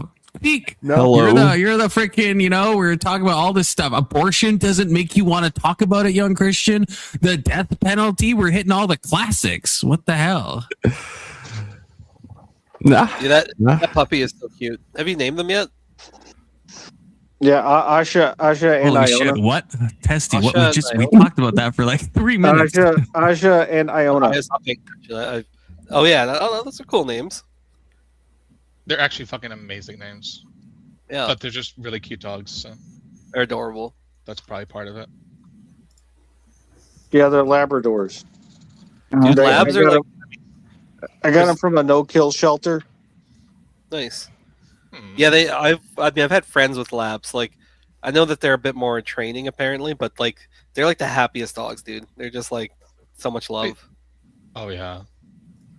Yeah, I don't know. They're 2 months old. I got home and I didn't let them out of their cage right away, and they were screaming at me like I was, trying to murder them or something. Like, it was the most obnoxious noise I'd ever heard in my entire life. All the beginning of a beautiful friendship. Yeah, like fucking women. That's how most of relationships are. Shame. Young Christian. Yep. Are you Jewish? No, I'm not Jewish. Okay. The hair threw me off. That's my bad.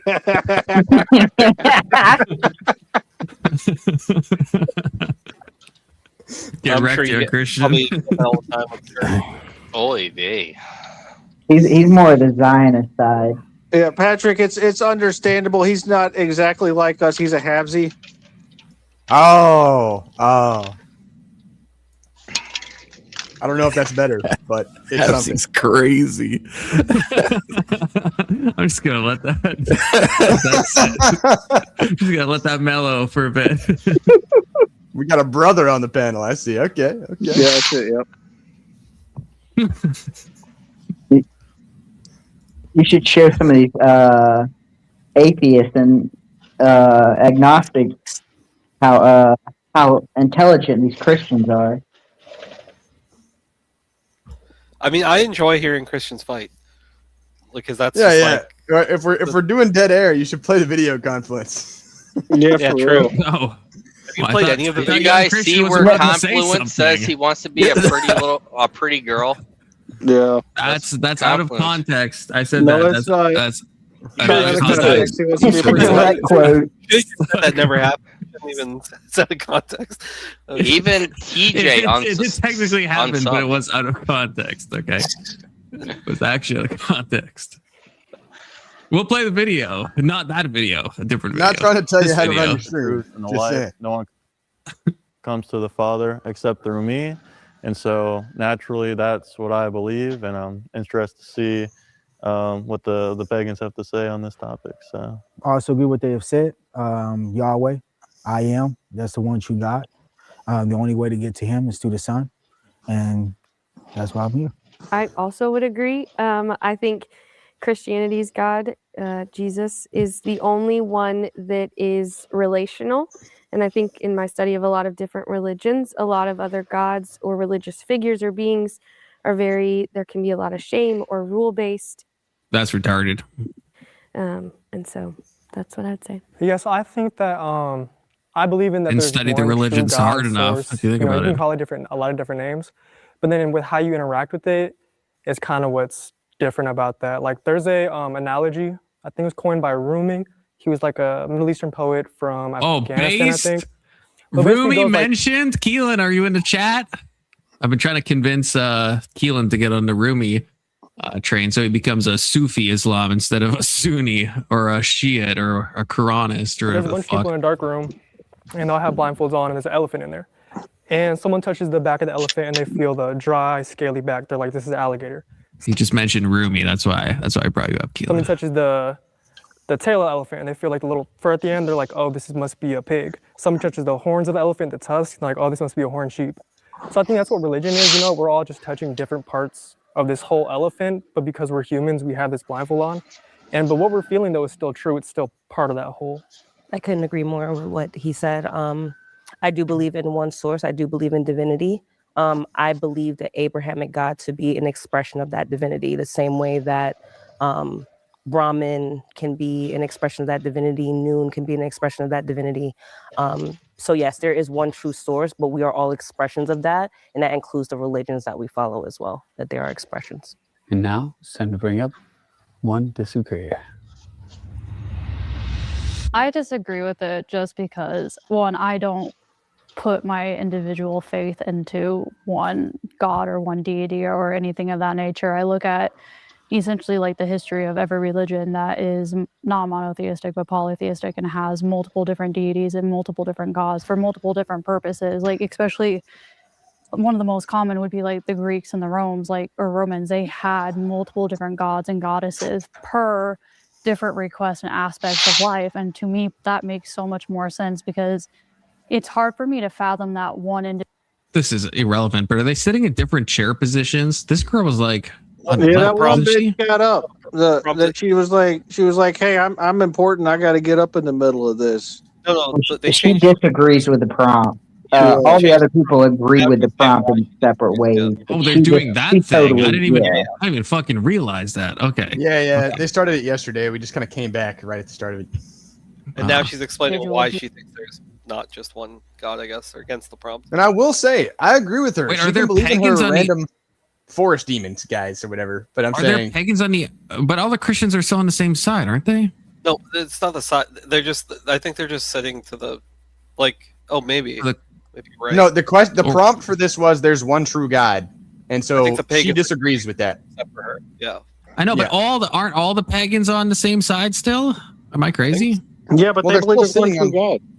Yeah. Oh no, there's one missing, right? No, standing in the back.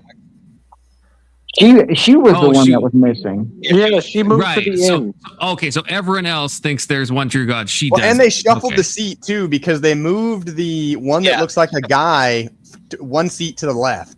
Yeah. It is a little bit confusing. Yeah, and they moved the black whale one to the left also. Yeah. The opposite of Moby Dick. Also, Keelan, I think you're wrong about this. Okay, I think you're wrong about this. I don't think Sufis call themselves Sunni or Shia. Okay, at least not the Sufis that I've encountered. Okay, you could be right. I'm gonna say that you're wrong now, and that's it's been decided. Okay. I think he's right and you're wrong. Is capable of answering. Now I'm gonna look it up. Millions upon millions of requests every single day, and creating an Earth in like 6 or however many days it took. When you have like Poseidon, who was over the water and all of that, or you have Aphrodite, who is the goddess of beauty and love and fertility, and then you have like Athena, who is like strategy and wisdom. And for me, looking at not just the Greeks and the Romans, but also like Celtic deities, and then you have Viking deities, and you have like the Nordic is what I meant. But like all of these different deities had characteristics and traits that strengthened them per each person, and you would be able to go and leave an offering to that person. And I think it is, for me, it's been a lot more fascinating to worship kind of in that way of, okay, I'm not feeling the love that I need to feel for myself, so let me reach out to a deity that is known to promote self-love and that lust that you have for yourself and the confidence and all of this. And lust or that you I'm have going for through yourself. A battle like modern time, like I'm making If I was her, I would have lust for myself, I guess, to be fair. It's all the same thing. Who has that strategy. But that's also not to say that I don't also talk Oh to my a Christian God, God either, because I'm not salad. singling it out as I said it, Keelan. Do you want me to say it again? Yes. Okay, technically you can be, but you know what I mean. Most Sufis are not like I'm Sufi, but obviously I mean Sufis that are not just baseline Sunnis. Okay, you know what I mean. Obviously that's what I meant, Keelan. Okay. This woman's married, exist. by the way. I truly Constance. believe that every source of information that we have Just because she's got a ring, if she's a polytheist, she's probably a polyamorous too. Okay, if you think about it, I'm just saying. forgotten has come from somebody or someone somewhere documenting Not what saying I they want to be have involved gone in that, through. to be And clear, I'm not but going to sit here and say that only one of the millions of deities that we have created throughout human history is the correct and true We don't deity. judge in I compliments. truly try both I do. everywhere, even where people think it's satanic and dark and evil. Like I there judge him a is little still Yeah, I we was call it gonna say, shadow I was work, just is being to go nice. through and find the negative parts or like the sins of yourself, and you can work with those deities to bring light and acceptance of I'm a human being, I'm going to have flaws and I'm going to have mistakes made in my life, and this specific deity is known to help push you through that. She's And I think that's mispronouncing super beautiful deity because over it and gives over and over She again. is, she's talking so pissing much. me off so bad. there's multiple pronunciations. No You can Yeah, you can say she's deity or pronouncing it deity. You wrong. can say both. You could say both. It is a word salad though. She's repeating herself at this point. Like I feel like Yeah. She's one of those. She's one of those women who's attractive. Point. She's like, this is my moment to shine. If she was like that, if her talking was placed into like the other person's body, then I would find it more annoying. I think, Yeah. is that fair? Is that fair to say? Completely fair. It's like with Casey valid. Anthony. Like, I would have felt way worse if she wasn't like hot. So. Oh God. Well, and she basically said the same thing. dark. If you remember the previous segment, She said the same thing. Sorry, Patrick. Go ahead. if you remember the previous segment from yesterday when they were like, well, it seems like to me, and like for me, it's just way more like she's saying the same thing as everybody else. Like the Protestants gave the same justification yesterday for everything. So yeah. Well, yeah, that's why it's pagans versus slightly less pagans. So Okay. It does make some sense though to like, why not like outsource? You know, so like have gods for different things, then share the load, right? Yeah. Look, Yeah, and if because she you takes gotta it in share all the loads. an archetypal way, I don't even necessarily, despise her for that, You're right? just saying that because she's hot. She's just making shit up, dude. It's fucking That is exactly shit. why he's saying that. Yes. No, what I've said this so many times before Oh, seeing this woman who confluence. just Shame on happens to you, be It's the first time I've heard him say it. and happens to be rocking the heroin chic vibe quite adequately. Okay, that has nothing to do with my opinions on this. I've said this multiple times. Okay. But if she means they're separate gods, you shouldn't be worshiping Aphrodite if you think Aphrodite is like a separate god. Maybe if you're pagan and you see Aphrodite as an expression of one aspect of the true god, at least I can understand that. Not saying you should do that, but just saying it's more justifiable. Okay, that makes sense. So this could be really like could be really anyone though? saying this. It could be anyone saying and this. religions of how they have praised throughout the centuries and the history of this world, and to what if it is all true? Another thought process is, how do we 100% sure know that Yahweh, who used to be in really ancient texts, the god of war and anger and all of this stuff, how do we know that hasn't used to be a changed storm throughout god, actually. history I'm going to into correct her there. being Storm predicted god. into a light, Calm and down. that we're actually not praising a peaceful and loving and It's not all-knowing creation? neurodivergent. And it's Get out of something here, that we have Keelan. manipulated through ancient texts because the She's translations definitely weren't always there. No. So for me personally, I really try Definitely in my BPD own coded. personal No, beliefs she's to just attractive. she go makes to it very every possible divergent deity and people aspect look that I can, really, because really the worst good. thing that's going to happen to me is I learn not to. She just talks And a I lot. would rather okay? live with the acceptance of knowing Oh that my I try to have God. a well-rounded understanding of multiple lot? different religions, and Do just you have a focusing and definition of saying the that word a this is lot the that we're not using? I said she talks a lot, but this is also the channel's fault. I mean, if they're just gonna let her yap, she's gonna yap. Hold on, don't Okay, a yapper's blame gonna yap. us. Don't blame us in your channel, bro. Not blaming Well, you. No, he's blaming the- you can't stop her. Oh. I'm talking about the channel, like the channel that's hosting this, Timu Jibu I Jubilee, got whatever you. it's Actually, You mean hold on. blame the Counterpoint. host Hold on, this hold on. video. We actually can stop it. Isn't there like a donation or something that does that? Oh yeah. Stop the video? No, there's no donation to stop the video. I think you can request a different Subject video if you change. want. Yeah. Subject change. You can request a subject change. And by the way, no super chats yet. Okay, Confluence can't do this for free. Okay, he's gotta pay the bills. Okay, Come on, Just- Yeah, guys, get together. if you pay Confluent super chats, it means he'll come back and do this again. So don't send any super chats because we want to see him again. He's got to pay his Taiwanese family. That's unironically true. Yeah. only true way. Okay, I have a question because I think the viewer might want to know this as well. Who are the gods or slash deities that Oh, here we go. I wouldn't say worship, but like follow? Why did this Like, guy go A, black on he would black? be How do you? I know, How do you yeah. connect with them? How do you talk to them? And Hey, this then is how what- we'll what- know if she's a real one, like a legit pagan or like a poser pagan, based on what god she picks. I think I see a Are they deity playing in the like video now? right There's like now. 20? The floating head and right here in the choose, middle. Yeah, no. 3 or 4, Yeah. but I'm not being sad, and there's no satire in that. I'm just Yeah, no, absolutely. No, I honestly like a lot of the deities that I work with, I do kind of keep it more of like a close practice with myself, just because I think a lot of people think when they hear you work with deities, they're automatically like, okay, you're absolutely freaking insane and nuts. There is a lot of people think that's dark, or like Hecate. Like she used to be also Okay. connected with like Okay. Apollo and Artemis. But Which it wasn't coded? until the 19th century when Christianity came in and started to really take more control over the, like, she's originally. Subject change to a super chat to $5 is $5. Okay. The context of that, I will just briefly say this. It was talking about, okay, because I feel like it was talking about, no, not clockwise, snakewise, because no one knows why I said this. You're no cross-track confluence. All right. There's no donation for clockwise, snakewise. Maybe there should be. This was in the, let me explain myself. It was the oh, where is the link to come on panel? It is pinned at the top. It's also in the description, Bandit. But it was in the context of playing a video game, and if you, and I said sometimes you might just randomly flip a coin and it lands on tails, and so you've decided ahead of time that you're going to play a female character, and so that's what the context was, right? No. I was saying if you girl.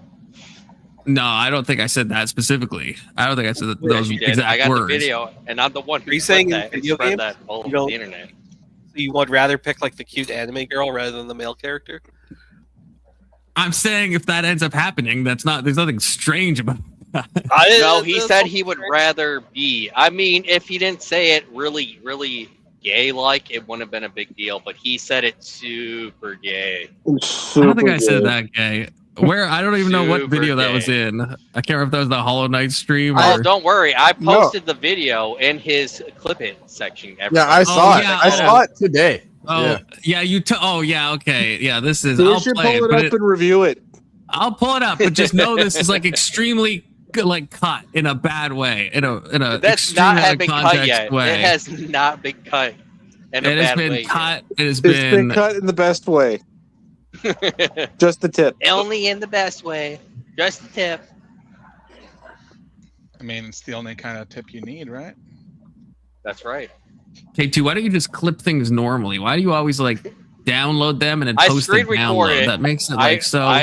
I you screen recorded in case you delete Oh, it. you thought I was gonna. Yeah, I it's an back up my 8-second clip. backups.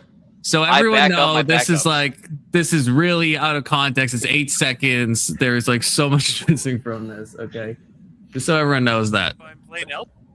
Okay, here we go.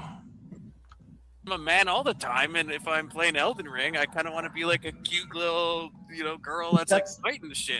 What's wrong with that? There's nothing wrong with that. That's us. Damn, that's damn. I'm a man all the. So that's what I mean. It's in Elden Ring, first of all, as I say, See, and then there's really a bunch gay. of context missing. Okay, it's not really gay. gay. It's Super like- gay. Super gay. Honestly, How you said it. Hold on, Anson, did you ever get your like emote thing? No, he never came through. I feel You- like what that you- needs to be the next thing. That needs to be You the said- emote you send over. That You is the said you emote. get to pick That it. is the emote, man. Just do it. You know you want to. How does that represent Anson? Anson's supposed to pick something that could represent Hold himself. on. Is it does. Coom It represents him emoji? perfectly. Is it another Coom emoji, Anson? Yeah, well, no, he wants an emote, like those stupid, like, short videos he does. Yeah, Oh. like him saying that he prefers to. He's in a man's body all the time, so he'd like to just be in a woman's body sometimes. What? Yeah, make that the emote confluence. Yeah, make that the emote. Hey, you have to send it like Rage Page did. You got to send it. You got to send Well, I don't it. know how to okay? fucking Hold on. do that. Well, Hold on, that's Emmett's good. supposed to clip out the part where he says elderling. He's supposed to do me a solid and cut that part out, and then Yeah, see, you're even trying to make it more out of context. I am. You know what's funny is I was mocking people that say, and I was saying this is a permission structure, if you will, and you must, that people will say about the video game thing is that they'll they'll be like, oh, I want to look at a girl's butt. And I was specifically railing against that and saying that people are just coping when they say that. And then when that video was posted, Podesta specifically did the meme and said the exact same thing I was railing against, because I guess he didn't see the stream. And he's like, I pick a female character because I want to look at her butt for all of that. I'm like, no, that's what people say, because that's the acceptable answer to give if you're picking a female character. Do you really Instead think of just acknowledging that you want to on. play as a female character? Hold on. You Do just wish really you think could be that that's why people say that? That's the only reason. It's not. You don't think it's true at all? That no truth to it all? I don't think so. I don't think most people, because people would say this back in like RuneScape OS. People would say this, and it's like there's no way you're looking at a RuneScape character's buttocks and being like, "Yeah, this is like doing something for me," as opposed to just like I don't know, looking at an actual woman's butt. I mean, so the people you're talking about are people who don't get to see actual women. That's kind of the problem. For Yeah, them, but right? you could look. They exist on the internet, even though, right? If you think about it, so it's like. But if you think about it, do they really? Are you? I don't think you're fashion-scaping hard enough. If you're talking about RuneScape women, you're not fashion-scaping hard enough. At the time, in like the early 2000s, how much pornography do you think there was on the internet? A lot, a bad amount. Yeah. Really? That was Yes. easily reachable? Yes. It wasn't, that was like grainy. I'm not saying there was like HD video or anything that was like super common, but absolutely at the time, you like would have to go RuneScape. to a certain store. Yeah, No, not I feel like when there were Runes- stores you'd have to Holy rent shit! stuff I don't know, from, for the Alex. most You're like part. slightly older than me, if I recall. This is crazy. I never well, I told guess you you're an how old I immigrant, so am. you're in Yugoslavia, possibly at the time. I never told you how old I am, first of all. Well, you say different ages, but they're always around the same age. So unless you're like radically, and you say you've been married for like 15 years or something. So I mean, you have to be like, you can't. You're obviously not. Yeah, I feel like you have to be older than me, unless you got like married when you're like 15 or something. I don't know. Which, if you did, don't tell me. Confluence scoping. I mean, that could be completely normal in my. But no, at the time that OS RuneScape was around, yes, pornography was easily accessible. There was no time when RuneScape existed and porn was not easily accessible. Not saying I speak from experience. I feel like I feel like that's only if you like torrented shit. Or no, there's been porn websites since the beginning of like it wasn't as widespread, but yeah, if you knew where to look, you could just go to like whatever it was, like Ask Jeeves, and just type in porn, you'd find porn if you typed in porn. Yeah, like way back in the day. How do you know so much about this, Con? Yeah, because I was like 15 at the time. You know, I made some untoward searches. I'm not gonna lie to you. Okay, there were some untoward searches that be happening back then, and the page would load like this because it was like on dial-up. So you'd like start to see it to be like edging you, and you're like, oh, we're getting closer to the boobies. Oh my god. Yeah. And it'd be all like it looked like dots on the screen because like the resolution was so bad. It's like you barely see It wasn't the resolution. It was the dial-up internet. Well, yeah, I mean, like they had combination videos of everything, like 30 seconds long, and it would have to buffer. So you would like pause it, and then you'd have to come back, and you'd be like, all right, now that it's loaded. You can, like, and the worst thing is if you're like a mid goon sesh and then it like pauses, you're like, what am I supposed to do, man? Yeah, that's the worst feeling. That's why you're called confluence. Look, this is back in the day. Who wasn't who among us was not confluence when we were 15, 16? Okay, I'm just saying. You who among seem to us? be really more Pass the first degenerate, stone, remember. okay? I will throw the stone at you just to throw a stone at you. I don't care. No, I mean, especially if RuneScape's like loading or something. I mean, what else are you gonna do during that time? The point is, yeah. Well, that's the point. That's the point. Okay, it's you're not looking at a RuneScape woman's butt. And so when people say that nowadays, I understand the jiggle physics is better, but I don't believe it now, especially because they exist, they grow at the same time. So you can watch like 4K pornography if you wanted to. So why are you looking at like an Elden Ring character's butt? I don't believe that is correct. Have you seen that video where this guy catches his roommate jerking off to like a World of Warcraft character? So it's like a really old video. So I mean, I've never understood that because people look at like Simpsons, like core and like the Rule 34, and I've never understood that at all. I can't even begin to grasp that. Cartoons, yeah, that never made sense to me. But Yeah, for that's- some people, it's big. You know, they like the anime stuff. At least that's like more like realistic. I mean, I'm not into that, but at least I can see it more. In 2001, when RuneScape first came online, the amount of adult content online was pretty high, but almost all of it was behind paywalls. Unless you you're trusting an AI summary, Alex. This is what I remember at the time as Oh, well. I see. So it's not I'm telling you, based on AI. I'm telling you, Alex. I remember if you there went being to a Ask corn Jeeves shop in 2001 and you searched the corn, you would find corn. You wouldn't have to pay anything. Yeah, it was, you would find corn. Janet Jameson was a big one. When you're saying that, are you talking about like what is it? I'm talking about photos. I'm not talking about videos. I don't think my dial-up was loading photos like this. It took like 5 minutes to get one nudie pic. Okay, so like a video would just be almost impossible. Hold on, are you saying that you choose a photo over an actual like moving object? You don't have a choice. Yeah, I would choose a photo of a real woman. Right? Yeah, I would choose a photo of a real woman versus RuneScape. So brave. Yes, I would. So brave. That is really brave of you. And those down. Okay. This is fucking degenerate. Compliment, you're fucking degenerate. You are really. You, Anson, you talk about buying hookers in your past. I can't talk about when I was young and like made some untoward searches. Okay. I only play a degenerate on YouTube. I'm not actually one. You sound like you're an actual degenerate. Oh, he is. I mean, absolutely. If you're saying when you were 16, you weren't like doing some crazy shit, it's just he was a libertarian. I'm embracing radical honesty. I don't think it was crazy shit for him. No, I was a socialist when I was 16. Yeah, they look at like the most amount of like degenerate stuff. Socialist.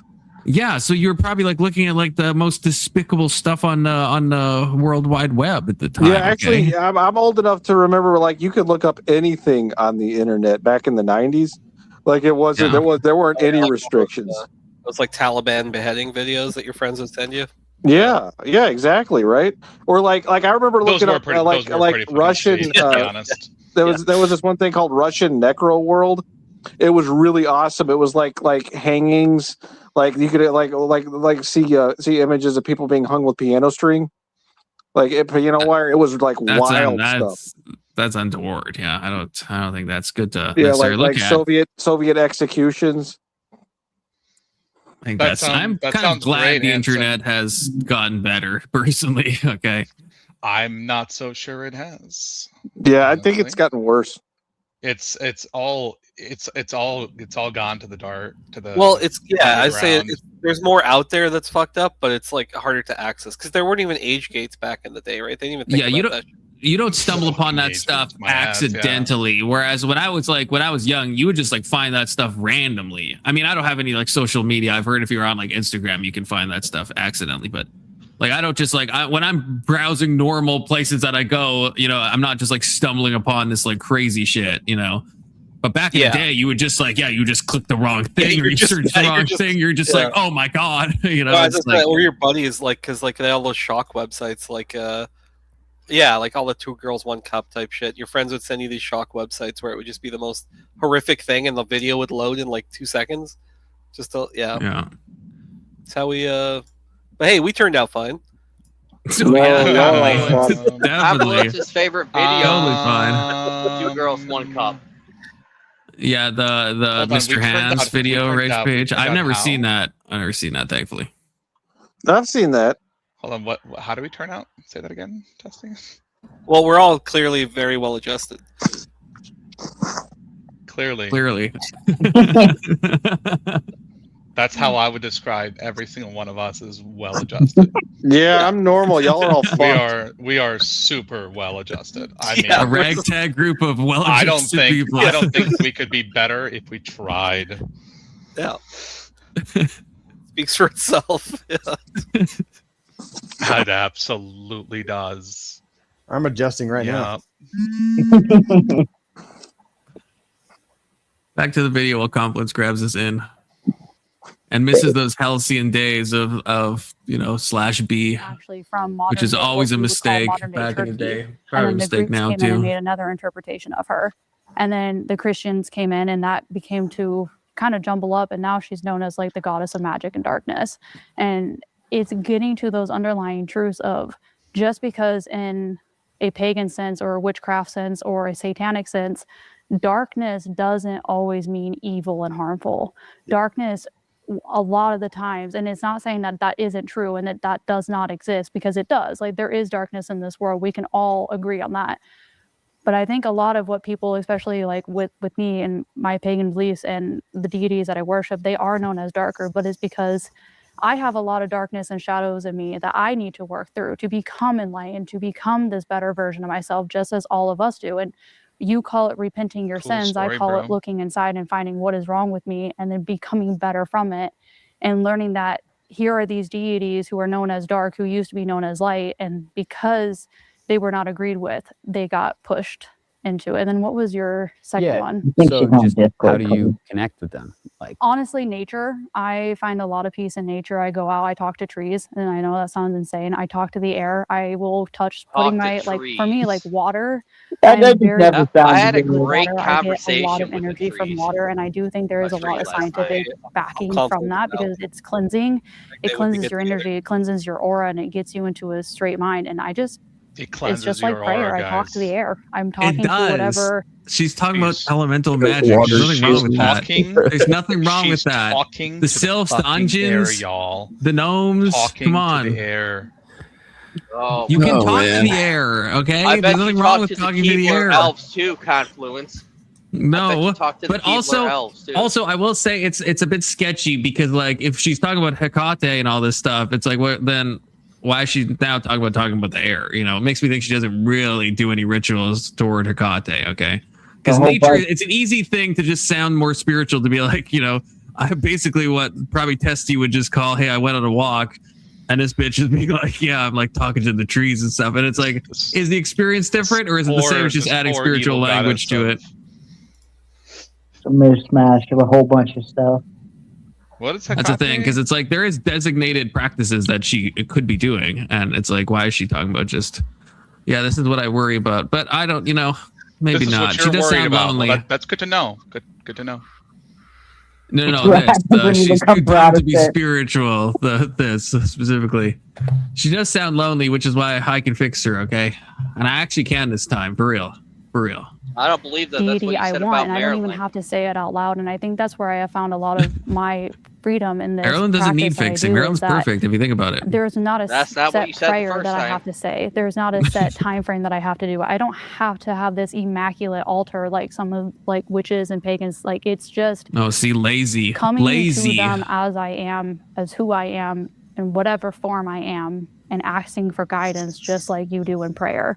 And it's not anything different than really what Christianity and what Islam does and what Judaism does and Hinduism and Buddhism. Like, we all feel the same energy, and this, it kind of goes into, there is one true God, but we all If feel she the was a energy, real we all pagan, feel the she would manifestation, convert we to all feel Christianity like the they all God do. or whatever, She should and we're become a all just Keebler elf, fighting I over think. what is the proper terminology for it.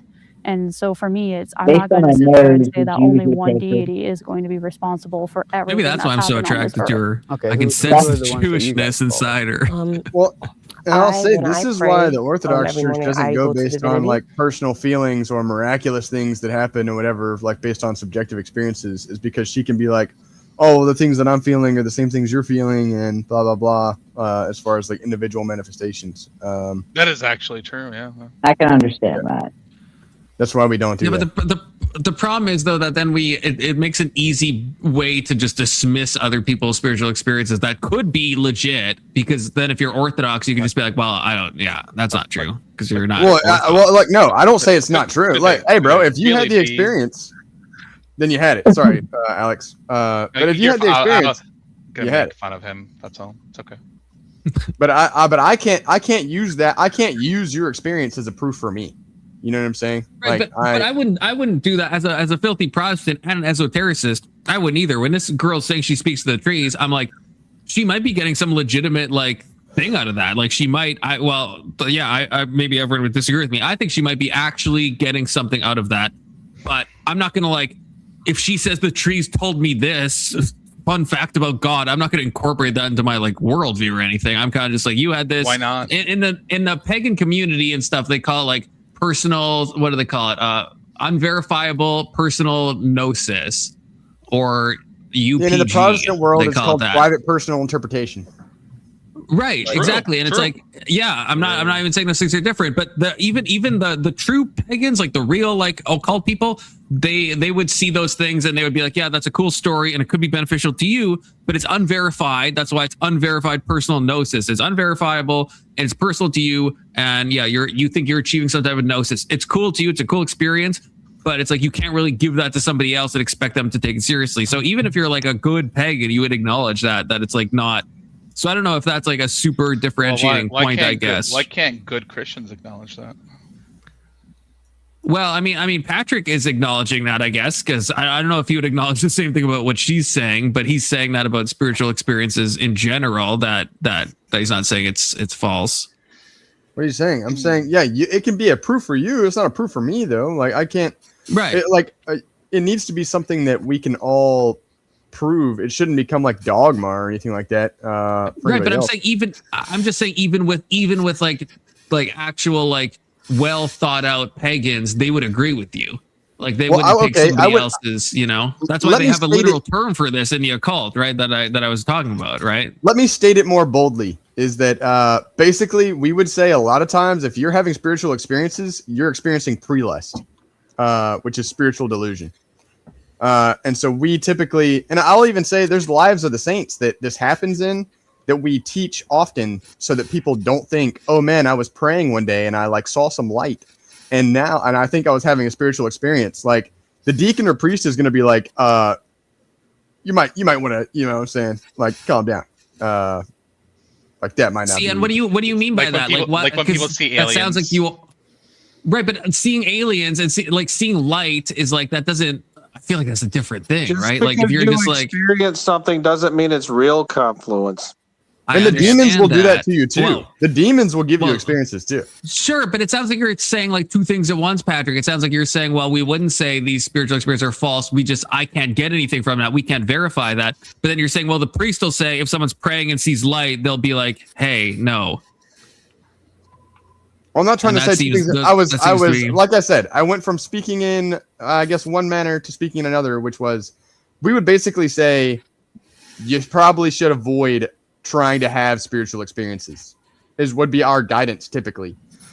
We even have, like I said, in the lives of saints. Good guidance. That is good. In the guidance.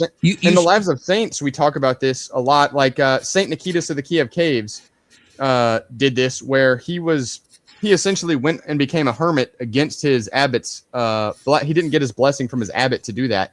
He became a hermit, and then he heard a voice praying with him while he prayed, and smelled a sweet scent. And he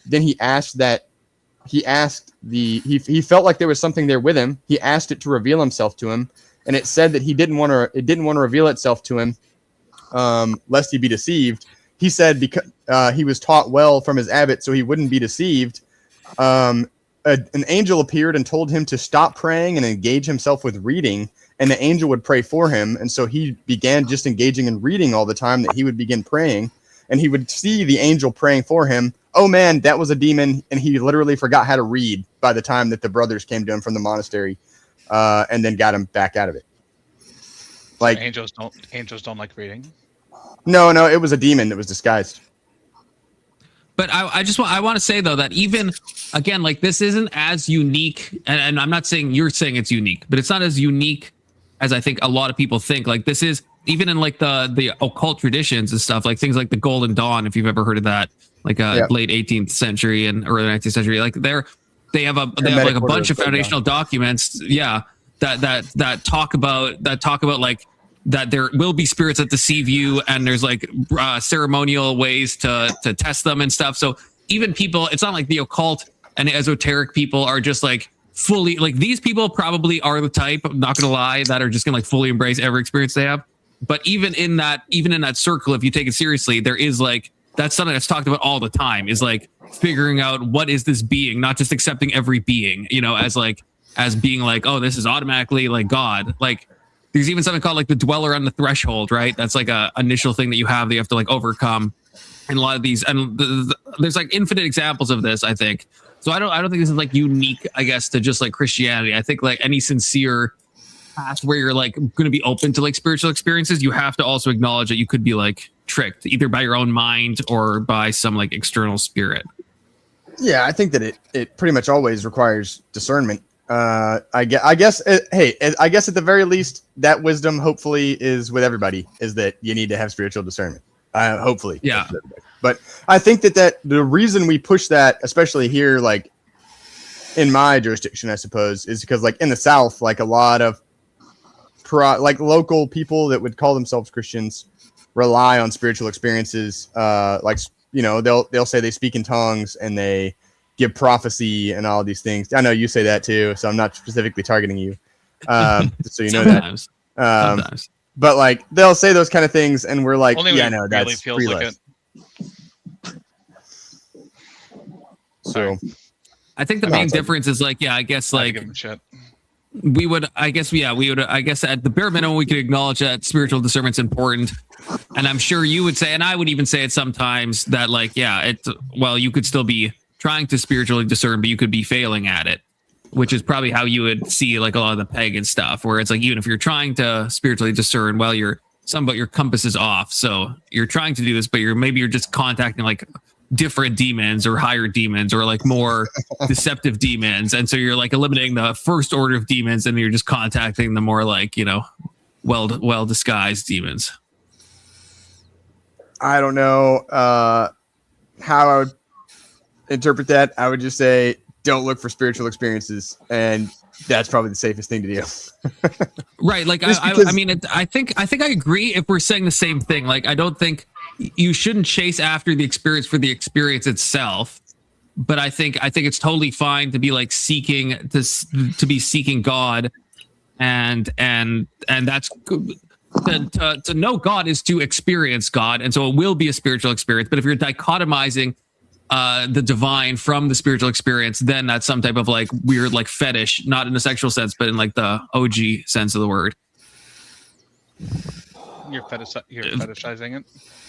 Yeah, like I think there is something untoward about like just looking for an experience, but at the same time, it depends what we mean by that, because like if you compare it to like any other relationship, it's like, yeah, if I'm, let's say I have a wife, which I don't, but if I did, right, it's like I want to have an experience with my wife. Now, I don't want the experience to be dichotomized from her. I want it to be an experience of my wife. If I'm just seeking the experience, that's then like some type of objectification and a fetishistic and not good.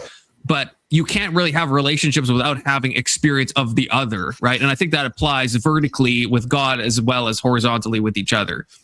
And so you shouldn't be, it depends what we mean by seeking an experience, because to know God is to experience God. And that, I don't think that's untoward or bad or anything like that. But if you're just looking for that experience, you want that rush, you want that high, then yeah, you're just kind of like using spirituality as like a dopamine fix. Well, when we say experience God, I don't think that we mean the same thing. Because when I say that, I mean to be in cooperation with his energy, to be in synergy. And when you say that, I don't know what you mean by that. Yeah, I don't have a fucking clue. Well, it sounds like you want to do God. I do.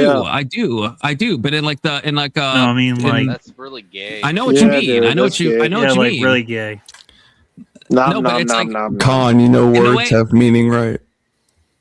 No, all these words have meaning. It's like, this is why it says Adam knew Eve, right? The word is know. Adam knew Eve and they beget Cain, right? Like, to know is to experience, is to have that intimacy, right? Like, I think we get so like weird with like talking about this stuff, but it's just like, it's true, right? And so, yeah, I guess what I'm saying is like, the only thing I'm saying is I think when it comes to any other relationship, we'd acknowledge that to know somebody, you have to have some type of experience with them or of them. Otherwise, you're not like actually like knowing them. I can agree with that. Well, I understand what you meant by Adam knew Eve. I know what you're don't think at. when they said that Adam knew Eve, that was like a euphemism for, you know, he gave her the old blonde pony. It was a euphemism, but that word is intentionally chosen, right? But it's meant to show. I think that's more of that they they literally knew each other. They were the only at that point. Anyone correct me if I'm wrong, but they were the only two people on the planet, the scripture says. So they had plenty of time to talk. They knew, like, literally in the sense of knowing each other. You don't think they knew each other in the garden? Yeah, they knew each other. He knew her in the butt. When it comes to God, What Khan's not in the talking butt? about What? sex when it comes to God. He's talking about that intimacy of knowing God.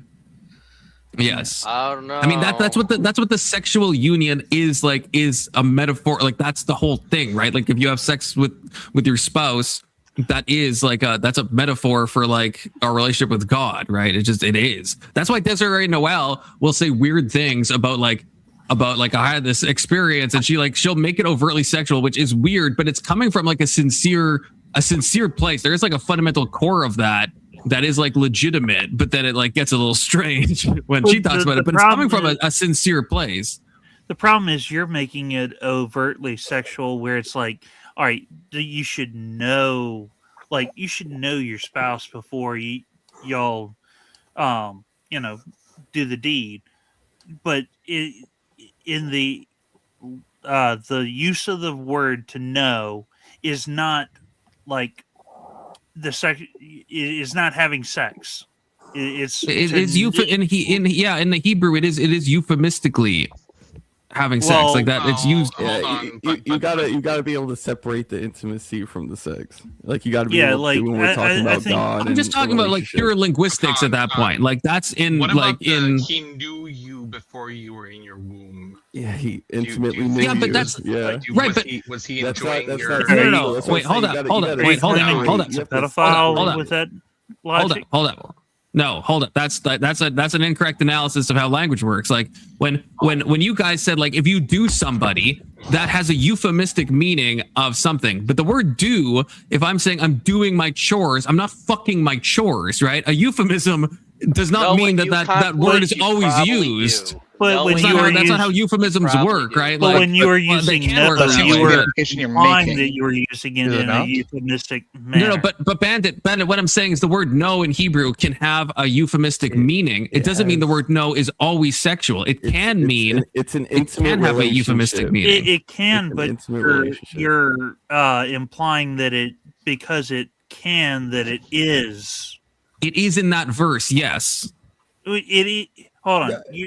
Bandit, he's separating the two. Adam knew Eve, and they had kid, right? So there's that. But and then you can know God in the same even the in same that level. verse, not sexual, just the intimacy. Even in that verse, to say that Adam knew Eve, to imply that he knew her means that he did the deed. That's implying the euphemism, which you're accusing her of doing while you're doing it yourself. When accusing who of doing? Whatever random chick that's on here, that I don't know if it's the one that's on screen or the one that looks like she hadn't gotten sleep in a decade. Wait, what did I accuse her of doing? You were saying that that they were using it euphemistically when you're using to know as being euphemistically when it could. I don't think I don't know. I'm not sure I'm not tracking. I don't know what you're referring to. What they said. Forgive me. I was trying to get computer shit straight. No. Hold on. That part. So I'm just going off of what. I could be free. I don't remember her saying a euphemism. I don't remember that. I don't know. We're making fun of Khan. We're making fun of Khan. Not what. I didn't hear what she said. I don't think I said we were making fun of Khan, saying that he seems to want to do God, and he said, "Yeah, I kind of do." And we were laughing about that. Sorry, just in case you were. Maybe I misheard. Yeah, that's no a word. worries. It happens. I was trying to go at confluence of what he was saying, not anything that they had specifically said. I did mention Desiree Noel. That's a separate person. She's not a part of this video. That's just someone that famously talked about having sex with Jesus, and it sounds bad, but I think it's stemming from. It is crazy. To be clear, it's crazy, but it's stemming, I think, from a legitimate a legitimate desire to be intimate with God, and it's getting confused, I think, with the human. It's mixing the planes, right? Because you have the metaphor and you're confusing the metaphor. Talking about you reading that way too hard. Wait, I want to chime in. So I think it totally makes sense because, like, I think you understand intimacy through like other people, through relationships and stuff. And since God is made up and you want something to connect with, like, it makes sense that you would think about it in terms that you understand. Thank you, Testy. Very insightful. Yeah, thank you. I hadn't said anything else, so that helped. Also, Christian sounds like he's holding back laugh because he's constantly vaping, and so every time he answers a question, he's like trying to like hold in the smoke. So that's why it sounds like he's always holding in a laugh. This is serious talk. But forgive me, is Christian VC? Yes, that's a young Christian. He's YC. Oh, he YC. just looks tiny because we have like a lot of people on, but yeah, young Christian. Oh, okay. But yeah, we all understand what Khan is saying. We all agree that it's not untoward to to compare, and there probably is a metaphor there. Do we all at least get it, right? Or do we get what Khan is saying, even if we don't agree? You're not off with the theology. I think you are reaching when it comes to Desiree, though. I'm trying to steal manner. Yeah, I am. But and I could be wrong. But is it because she's hot? Kind of women. Yeah, I'm sorry. Because you think she's hot. I mean, she is. No. I'm not into Desiree's type. I'm not into that. Wait, I thought you meant the other chick. If this is Desiree, then no, pass. Yeah. I mean, I like Desiree. I like Desiree. I'm just not. She's not my. Why are you defending her so much then? I'm just wondering. I'm not like accusing. I don't know. I've talked to her personally a lot. Like, so I mean, I probably have like. Yeah, we've. No. Desiree Noel, the girl that was on the whatever podcast that I have no idea. That like, she's like she's the one who rubbed her butt against like Andrew. It was a famous clip. That does ring a bell. Yeah.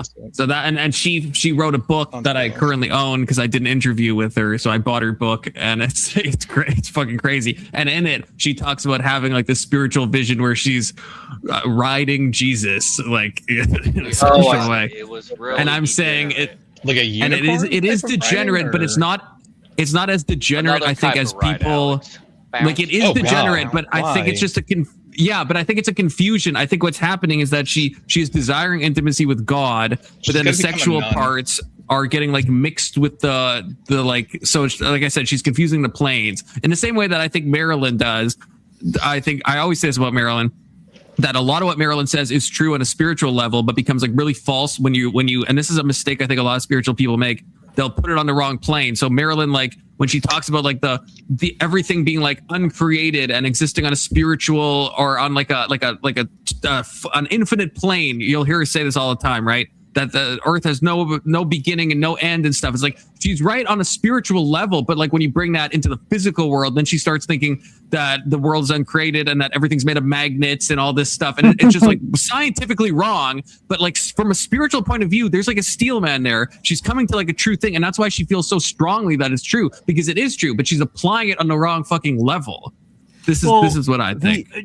Just real quick, can you steel man her version of "We Are All God"? What do you mean? There's truth in that the earth is uncreated. Well, because I think that's a condemned heresy, by the way. It is.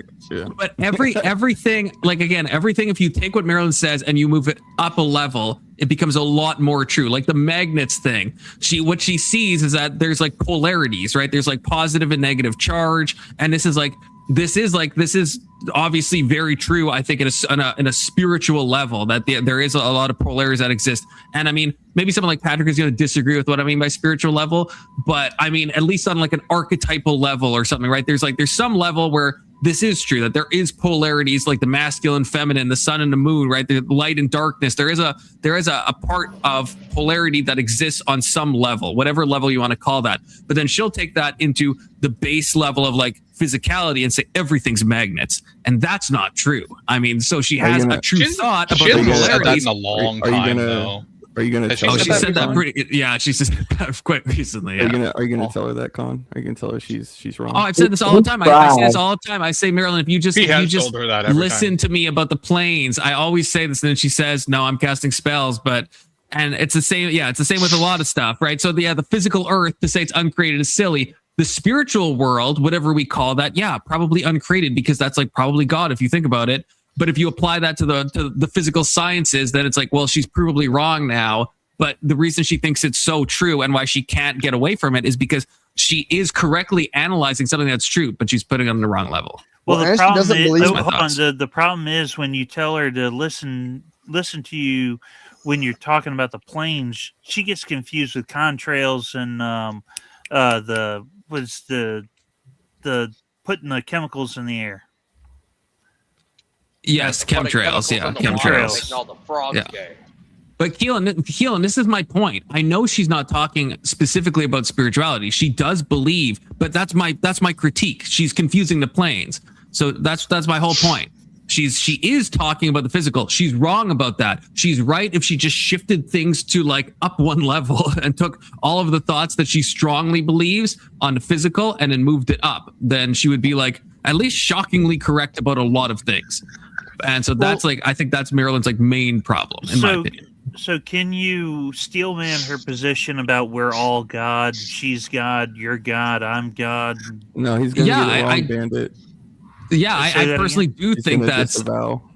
I do think that is steelmanable. I do, because I mean, from two perspectives. One, from a theosis point of view, that we are in the process of becoming like God. You know, and like the whole like Orthodox. I can't remember who said it. Patrick probably knows, but the whole like man became God or God became man so that man might become God. Right now, obviously, it depends how you take that, but that's an Orthodox freaking quote. That's not some pagan that said that. I don't know. Patrick might know who said that, but this is a yeah, thing. But it's a word concept fallacy, because when he says that, he's not talking about we might become capital G God and be united with his essence.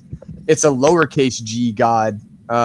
Which is like united with his energies, basically. Like that we. I understand the energy essence distinction, but we're united in some ways, right? Like, so you might say energy, sure, I'll grant that, but that still is that. But in her point of view, we are capital G God. Is my point. Yeah, we're growing the nature. We're not just growing the energy. It's not become like God though. It's not become like God. It's not. Okay, in theosis. Maryland? No, you're right. It's become it is because Christ even says, "Is it?" And he quotes Psalms. Is it not said that ye are gods? But that's a lowercase g. It's not capital G. It's not that we are gods. Well. But in the Hebrew, it's Elohim. It's Elohim, which is the same word that we translate as upper G God. But God is the Elohim of Elohim, so it's not the same word. No, it is. It's the exact same word. Like what most of the time when Elohim is in Hebrew, it's talking about God. It is plural. The Elohim is plural. It almost never talks about, if ever, the God of the Bible as Eloah, which is the singular. It always uses the plural, and just context determines if we call it gods with a lowercase g or if we read it as God with an uppercase G. And so in that passage in the Psalms, it is Elohim. It's the same verse that we normally translate as God. Let's say I yield and I just say, okay, that's fine. Rulers in the context. If you want to go to the context. Yeah. But that's what I'm saying. Just linguistically, it's not as simple as saying, oh, it means lowercase g God. It means uppercase g God. At least not in the. Because in Hebrew and Greek, there's no. It's all upper. It's all one case in Hebrew and Greek, right? Like rulers.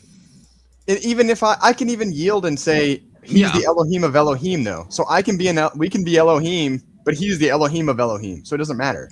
Like, sure, but I'm saying that it's not like the Bible. Every time it says Elohim, it says Elohim of Elohims, right? It just says Elohim, right? So it's the same word, is all I'm saying. I've never seen Elohim in my Bible. Well, that's because you're not reading it in Hebrew, right? You're reading it in English. Right, but that's why I'm just saying what the word is. Like, so you see it say gods when it's talking about what the context seems to think is gods, but it's the exact same word in Hebrew is sometimes translated as God with an uppercase G. In fact, most often Elohim is translated as God with uppercase G, even though it's the plural form. The him at the end is the suffix in Hebrew that's like the plural. And so it's choosing to use a plural word for God. Yeah. Right. And that kind of matches up with Genesis when God says, let us make man in our image. Right. Those are a plural first person pronouns there.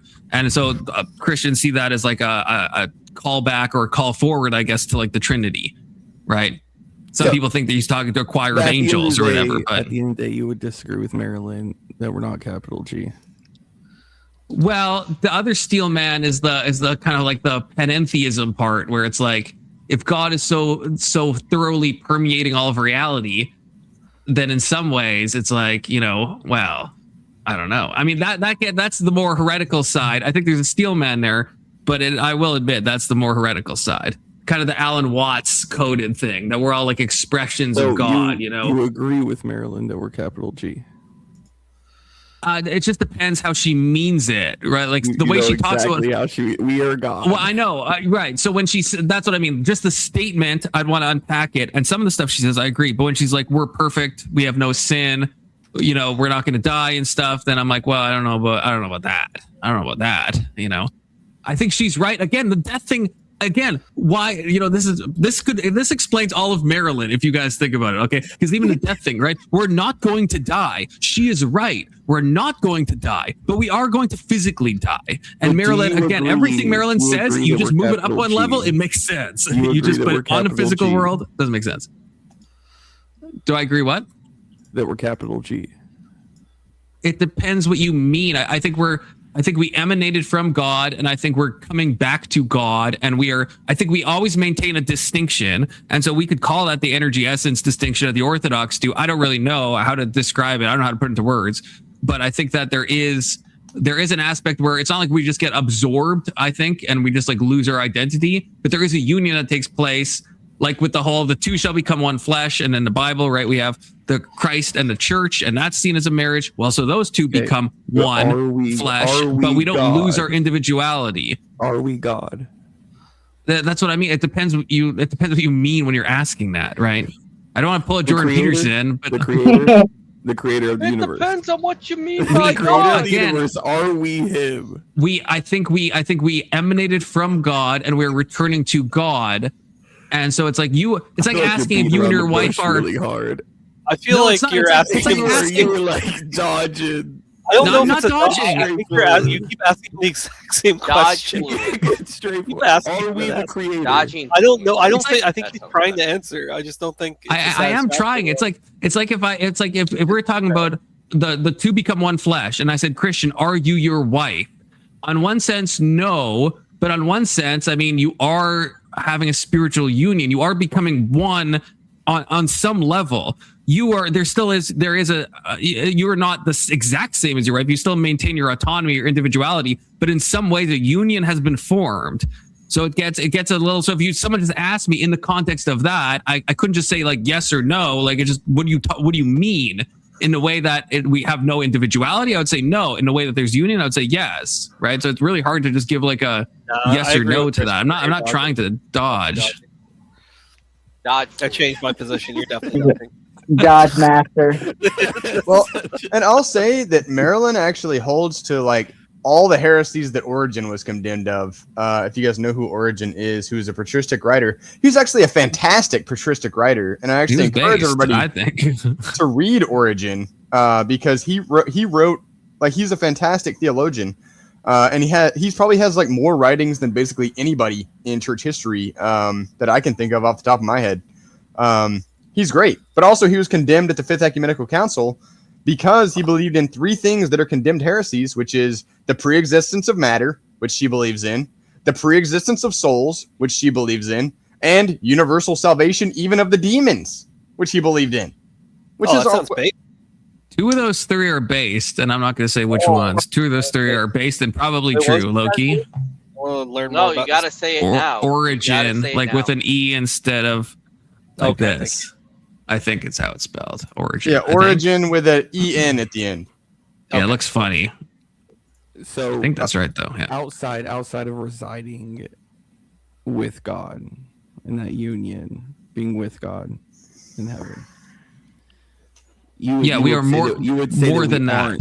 We aren't God though. we're more. I would say the unity is more than just being with God. In the same way that your unity with your spouse is not just you being with your spouse. There is an actual union that is formed. That's all. It doesn't. When it says the two become one flesh, that's not just flowery language that sounds like super romantic, right? Like it's a real thing, you know. Wife and y'all play y'all's roles and y'all are united.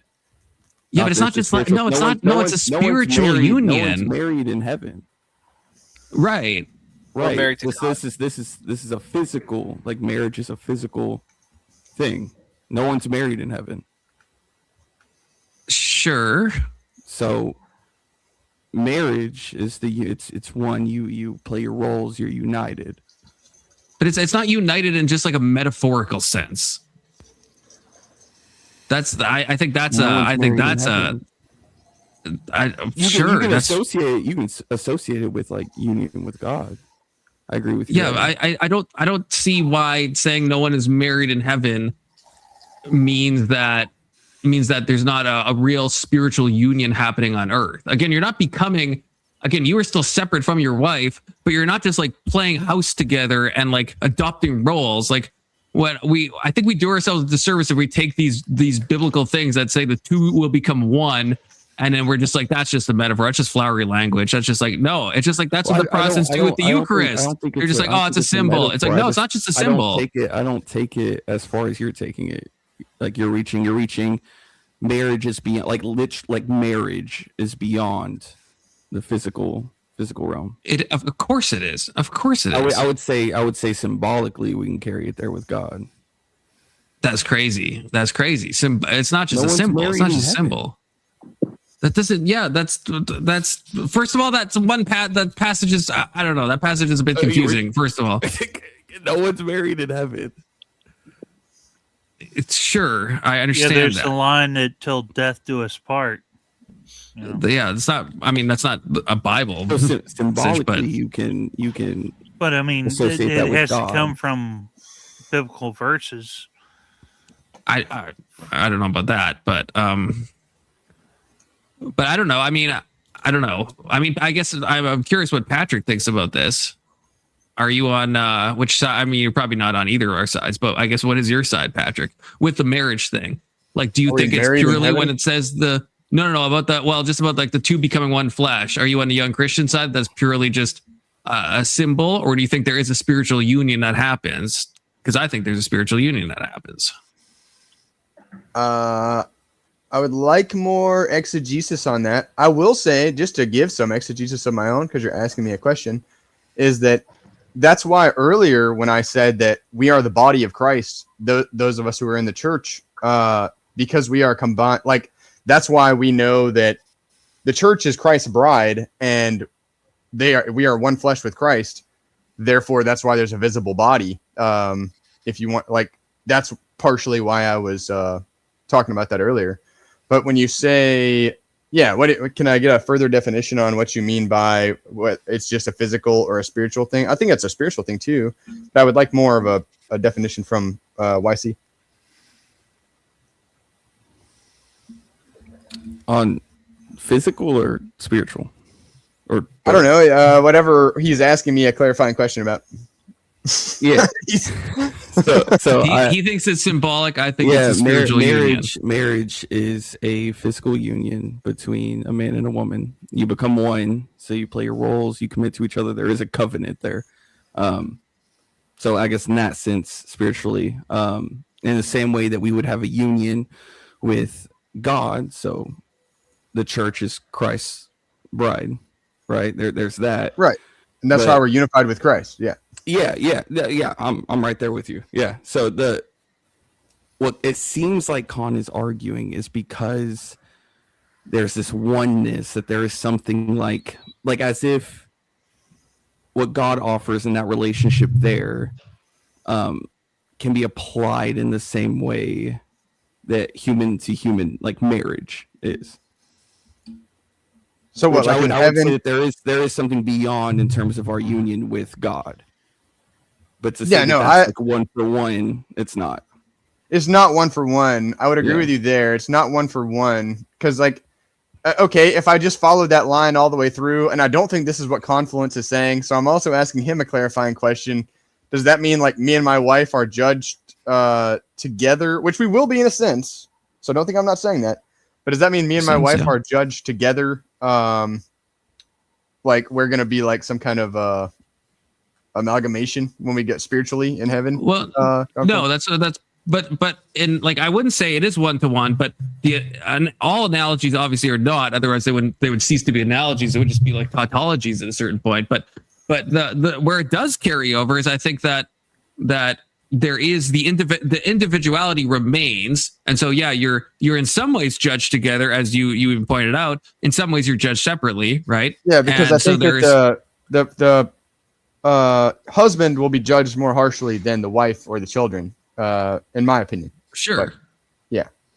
But so far as I think clarifying, in the same way, I just want to finish my thing, and I think it carries over because in our relationship with God, it's not like we become confused with God so much that we like. That's why the Orthodox has the energy essence distinction, right? Because we don't lose our individuality completely. It's not like we just become absorbed into this divine amalgamation. I see what you're saying now, because now that I'm not Christ just because I'm in the body of Christ right now, right? Like I'm just because I'm in the church and married to Christ right now doesn't mean I am Christ and I can like start forgiving people's sins and stuff like that. Despite the fact that the church and its functions can do that, I can't do that as like a layman, for example. Yeah, so I kind of see what both of you mean. I don't really know what the question is, Confluence. What is your question to me? Like, what am I supposed to be clarifying? I feel like I see both sides. Well, hold on. So far as clarifying goes, young Christians' position is more like I can understand that better than I could Confluence. So when it came to which position should be clarified, I would think that Confluence needed to clarify his position more as to the spiritual aspect of them being together versus because young Christians that's a traditional, like basically anyone that understands marriage can understand his position.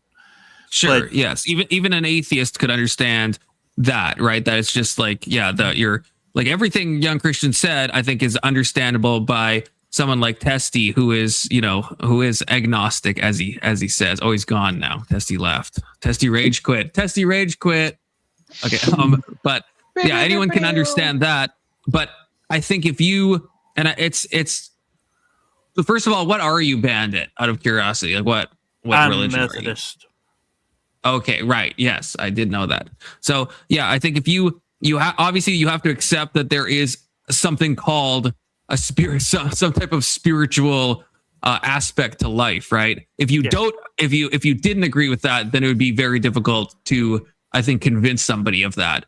But if we acknowledge that there are spiritual things happening in life, then I think that you do. If you're married to somebody, I think the Bible, I think, clearly teaches that there is a spiritual union that takes place, right? It's not merely physical, right? Something else is happening. And ironically, even though Testy is trying to like make fun of this here, since there's no marriage in heaven, does that mean it's all polyamory, holy orgies?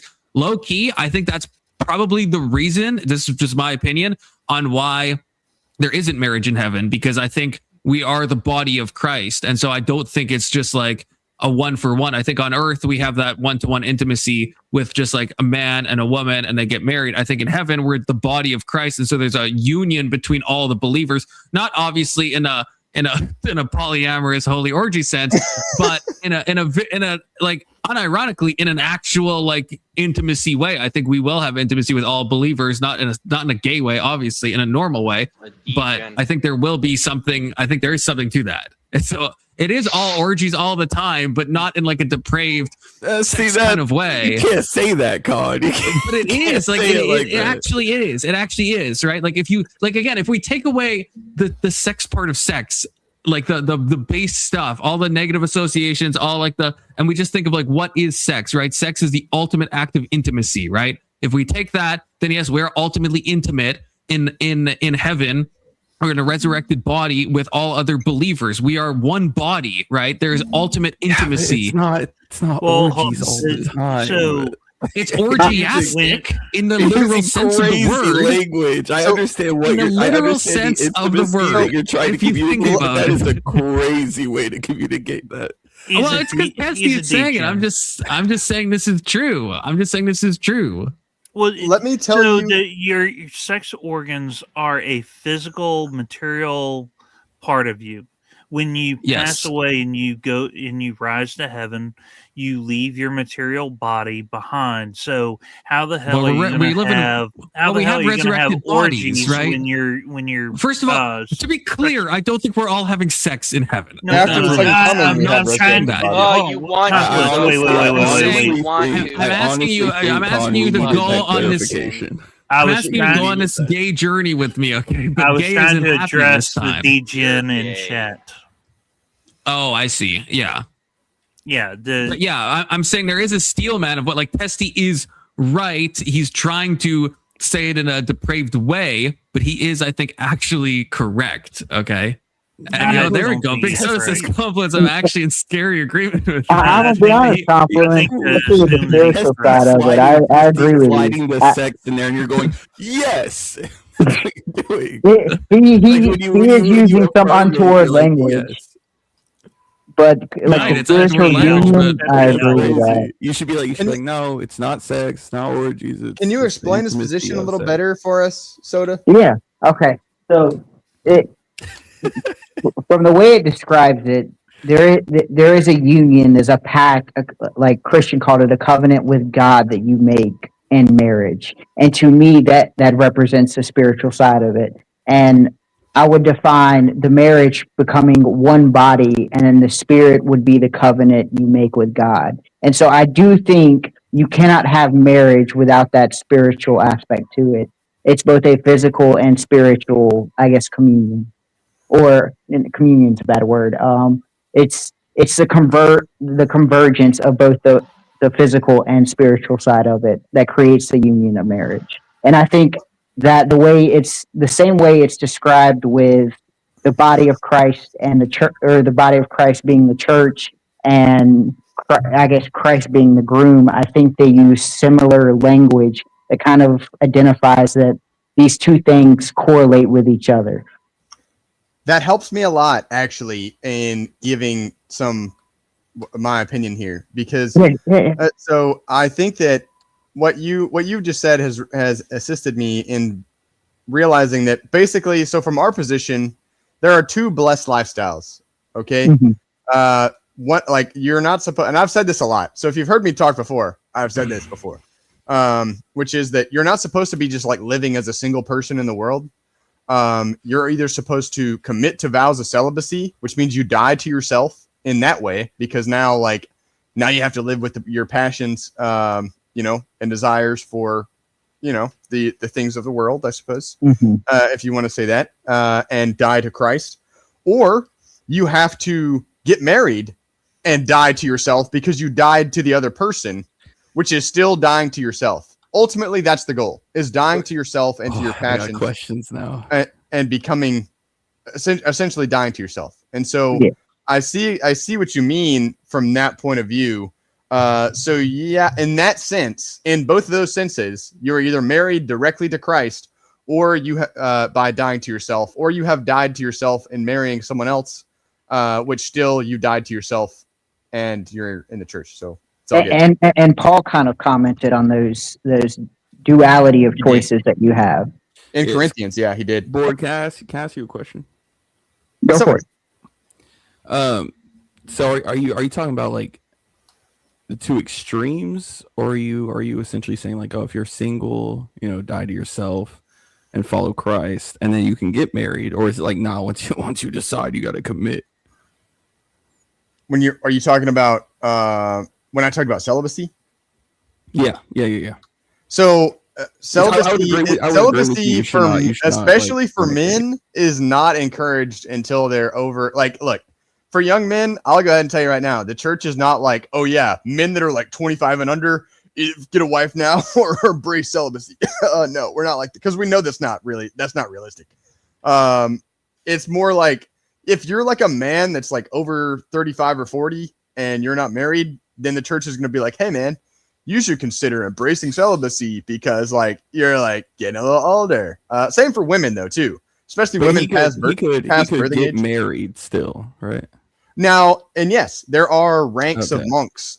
So he could basically where he does the ceremony that makes him a monk, but he doesn't repeat anything. That's actually the first level of being a monk, is that they tonsure him and everything, but he doesn't repeat anything to essentially take the vows. They say the vows and he doesn't repeat anything. He's a monk for all intents and purposes within the church, but he hasn't repeated it, and so he acts as a monk, but he's not a monk.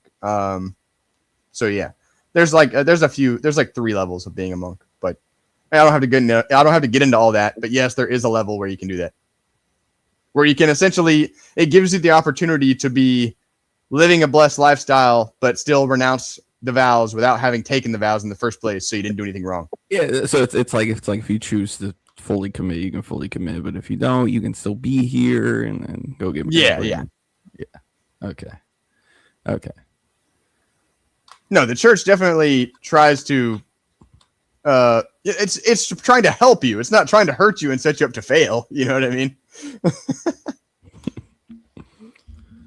That would be kind of counterproductive.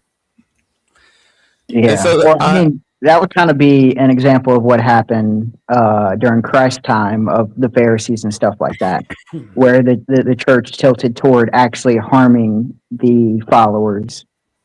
And then that's why Jesus spoke out about the Pharisees and stuff like that. Yeah. Where they're being overly legalistic and all these things. Yeah. Where, I mean, even now, right? Like, okay, let's just say at church, when I go to church on Sunday, they say the post-communion prayers after the liturgy is finished. The reason they do that is because, and they ask everybody to be quiet while we're still in the nave sanctuary for the Protestants. They ask us to be quiet while they're being read because we're all supposed to say post-communion Thanksgiving prayers, like when we go home and stuff like that. But the church knows not everybody's going to do that. So look, we're just going to go ahead and read them for you. And so you might hang around for a few minutes, listen to the post-communion prayers. That way you can go ahead and get them completed after you commune. You know what I mean? It's always to be conducive for you. It's not to set you up to fail. Board, what gets you into heaven? I'm curious. What do you think gets you into heaven? What gets me into heaven? Yeah. Like what's my soteriology, essentially, you're asking me? Like just what's the way to get to heaven? To be, ideally, I mean, you're united with Christ, but I mean, most of us aren't going to get to like sainthood, I suppose.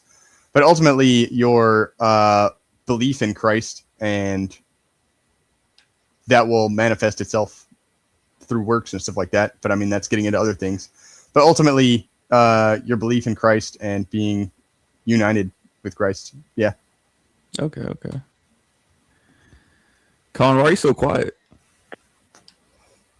Yeah, called out on his degeneracy. Now he's embarrassed. Yeah.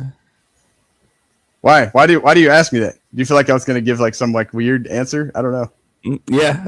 I was just making sure, double checking the water, making sure everything's good. No, unification with Christ is the goal, brother. Like that's like what we're all supposed to be trying to do. So like, because ultimately for us, like our whole lives are supposed to be about trying to be in synergy with God's. That's why we have the essence energy distinction. I know that Confluence was kind of confused about that maybe, or it's like kind of didn't necessarily know where to go with that. But basically, God's essence is who he is. We can't be like directly like united with God, otherwise we'd be God. But we align ourselves with his essence, i.e. or his energies. So like his goodness, his faithfulness, his kindness, his love, all these things, basically all the fruits of the Spirit.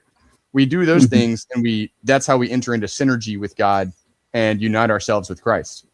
And so that's why we ultimately, if you love Christ and believe in Christ, then you emulate those things to synergize, and you synergize yourself with him, and you're unified with Christ. Do you think faith in Christ alone is good enough to get into heaven? I don't believe in sola fide, if that's the question directly. Oh shit, I was muted. Okay, sorry. Were you talking the entire time? I was talking for a bit, and then no one kind of responded to me, and I was like, "Oh, that's fine. Maybe I didn't say anything that important." See, you don't believe in faith alone. I don't believe in sola fide in regard to strictly getting into heaven. Not that you won't, have fruits of the spirit, but that to get into heaven, right? To have your sins washed away, and to get into heaven. I would say faith. Normatively, sola fide is probably not because I can't subscribe to sola fide. So normatively, I would say probably not. But I mean, I don't know. For example, I'll give you this example. Is the bishop came to my parish a few weeks ago, and he was talking about how the faith is simple. And what he means by this is he told us a story of, this was a few hundred years ago, that a priest was trying to evangelize, and he went to an island, and there were men who believed in Christ. There were 3 men. They were alone living on an island. There was no civilization there. It was just them on an island. And they were like, okay, well, yeah. He asked them if they knew who Christ was, and he was like, oh yeah, of course we know. And he was like, well, what do you guys do? And they were like, well, we do a really simple thing. Is every morning and every evening we all get together and we say, we are 3, you are 3, have mercy on us. And that's all we do. But as he observed these men, he observed that they had found virtue and found holiness. And so he was like, look, I will try to teach you these other things that maybe you should know, like the Lord's Prayer and stuff like this. But ultimately, you guys already know everything you need to know. And so as he left, they all were swimming after his boat, and they were like, wait, our Father who art in heaven, what comes next? And he was like, no, guys, just go back to the island. It's fine. Like, you already know what you need to know. Just go back to the island. You're all good. And so it is really simple. That is just faith, but I can't say that I just believe in sola fide, but yeah. I think that's a false analogy, because they're just saying, all right, we're 3 people here. We're the body of Christ, or we are a church because there's 3 people here. And it's like, what's the term for law? Not the color, or is it like the color of law, where it's like, it abides by the strict letter of it, but it doesn't go to the meaning of it. So let me attack this from the other angle. All right, so you think that faith alone isn't enough to get you into heaven. Well, explain the thief on the cross next to Jesus. Well, that's what I was talking about earlier, where I guess I can attack that from 2 angles, which is, number 1, that was pre-Christ's death and everything after, and the new covenant. Number 2, I cannot pass individual judgment on you or anybody else and say you're not. I can tell you what the normative means are from my perspective, but I can't say, oh yeah, you're not going to heaven, because I don't know how Christ is going to judge you in his mercy and love. So yes, hold on. I'm not expecting you to pass judgment on any individual. I'm just trying to attack this logically. Okay. If so then use my first point. If one suffices, how do other people not suffice? So you're arguing the exception then,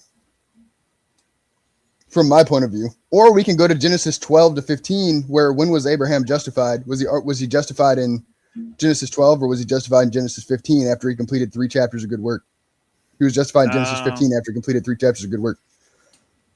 Anyway, we don't have to go to that, because we can just use my previous point of. Are you talking about when God told him, he'd father nations? Well, I'm talking about when he was justified. When did God say Abraham was justified? Yeah, it's because of his faith. Yeah, but it was after 3 chapters of good work. It wasn't when he just had faith and believed in God, as it says in Genesis 12. Let me pull up that scripture.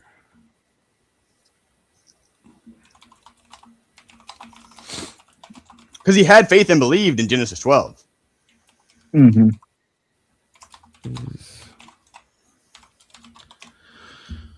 Ultimately, it's like this for me, right? Let's say I believe a train is going to hit me, okay? I believe it. And I say I believe it. And I tell you all that I believe a train is coming. If I don't jump out of the way, did I believe a train was coming? Right, but that's even to Steelman sola fide, right? It's like Protestants don't mean that. They don't just mean literal assent, right? Like they usually tie it in with like trust, right? Which would be fitting with your example, right? If you don't jump out of the way, you're not like actually like trusting in it. You're just like saying you believe. No, I think a lot of them would say when that's Protestants worse. say sola fide, they don't just say it's belief, right? Like even in like at least a lot of like non-denom churches, like in Sunday school and stuff, youth groups, right? But that's not just. I mean, the trust is hard to kind of show, right? And I think, I guess I'm just thinking about how most churches like will teach it, right? That distinction is made continuously. It's not just like an intellectual assent, but it's like an actionable thing that's happening. So God, whether or not that works, I guess, is a different talking question. to Abraham, right? Is this Genesis 12 or 15? Genesis 15. Okay. And in the Genesis 15:6, it says, "And he believed the Lord, and he counted it to him as righteousness." And then we can go to Romans 4, I believe it's 9. Yeah, but he believed in Genesis 12 as well, and he wasn't justified then. Right, but in Genesis 15:6, it says, "And he believed the Lord, and he counted it to him as righteousness." So this is after God's like listing off, So after he did 3 chapters of good work. Which chapter? Well, it's not. I think it's the work resulted from him having faith, and because he held the faith and believed the Lord, it was counted to him as righteousness. And then let me find I agree with that. Romans 4:9. Which chapter? Romans 4:9. Genesis. It's Genesis 15. So I was quoting Genesis 12 and then Genesis 15. Yeah. But Romans 4:9, is this blessing then only for the circumcised or also for the uncircumcised? For we say that faith was counted to Abraham as righteousness. And then it follows that up with how then was it counted to him? Was it before or after he had been circumcised? It was not after, but before he was circumcised. Look at the verse it references there. If you're looking at footnotes. In which one? In Rome. In Rome. Uh-huh. Tell me what the reference is. For 9 or? Either one. For 9? Okay. Whenever it says he's justified. Tell me what chapter in Genesis it references. In Genesis? Uh-huh. Because it's got to reference Genesis because he's talking about Abraham, right? Yeah. And this blessing for, is that 3:30? That's what I'm getting. Hold on. If it when in the verse that you're talking about that it talks about Abraham, tell me what verse that verse in Romans is referencing when it talks about Abraham in Genesis. Yeah, it's referencing Genesis 15. Exactly, which is not Genesis 12, which is when he believed, but 3 chapters later, after he committed 3 chapters of good works. Because if it was just on faith alone, yeah, but you're gonna have to address 12. Why it says that him believing the Lord counted to him as righteousness, and then it's built upon in Romans 4. No, I just told you, because if it only relied on belief, he believed in Genesis 12. That's what I'm saying. I wouldn't disagree that Abraham didn't believe in God in Genesis 12. Yeah, but he wasn't counted as righteous until 15. So why, when he believed in 12, the Lord is making a covenant with him in 15, listing off what the covenant is, and because Abraham believed, it was counted towards him as righteousness. And then you have Romans 4:9, right, talking about a work, right? Well, I'm saying he gave away all his possessions in 12, and he believed in him in 12. But then he wasn't counted as righteous until literally 3 chapters later. Why was he not counted as righteous until 3 chapters later? Man, I feel like you're back. That's my question to you. Yeah, just real quick. Sorry, Confluence. For some reason, my computer keeps messing up where I just had to unplug and plug the the webcam Let me back find this in. Genesis 12 that you're talking about. That's my point here, is that he should have been counted as righteous then. I mean, God made a covenant with him. Well, yeah. He told him he was going to make a covenant with him in Genesis 12. Yeah. Abraham believed. Yeah, but he wasn't counted. Why was he not counted as righteous until later on? That's why I'm making my position. Right. So how do you take Romans 4:9? Okay, let me look at what Romans 4:9. 4:9. You can go 9:10 or 11 if you want to keep going. I guess on it like 9 to 12 if you want to, but really 9 to 10. Okay, and this is the one that references Genesis 15. Yeah. Yeah, that's my point. That's what I'm saying. What I'm saying is these verses prove my point. Not Romans your point. 4:9. Hold on. What is being talked about in Romans 4:9? Would it not be a word? So they're talking about circumcision and uncircumcision. Mm-hmm. They're talking about his faith was credited to him as righteousness. Well, faith is always righteousness. I don't think anybody doubts that. Right, but this is referencing Genesis. You're saying it's the 3 chapters of work that he did. But Paul's saying no, it's his faith that was counted. Okay, well, then he would have referenced Genesis 12. Well, hold on. Well, why would he need to? Why would he have to? Wait, hold on. This references him being circumcised. I need you to bridge the gap between him being circumcised and his works. How does him being circumcised equate to his works?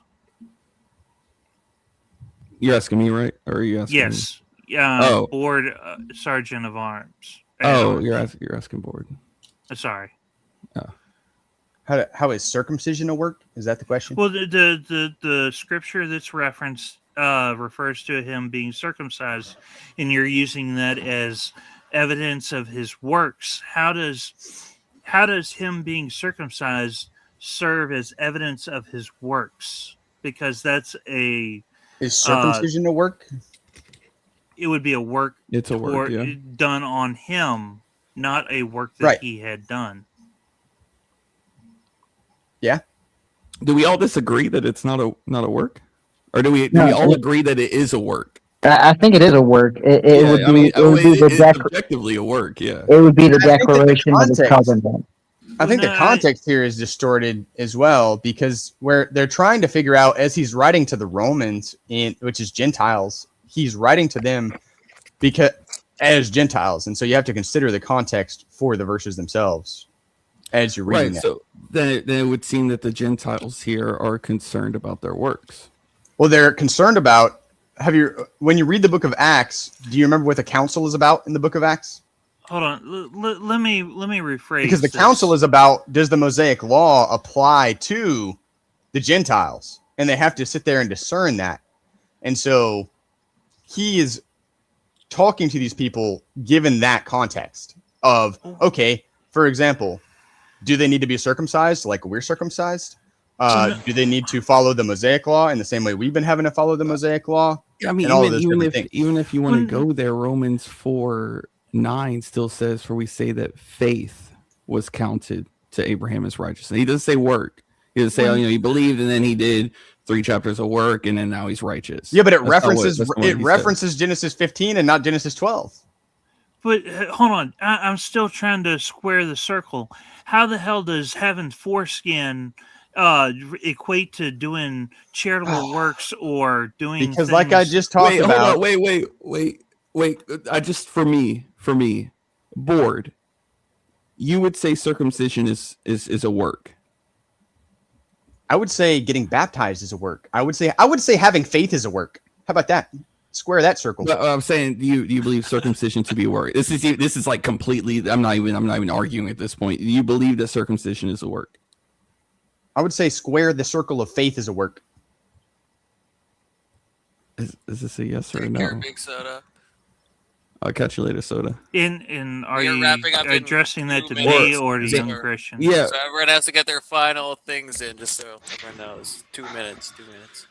We could talk about the faith being the word. I'm down for that. So lame, Con, going to bed. I know, it's terrible time. He has to look at that picture underneath his mattress before he goes to bed. I think he has a real life copy.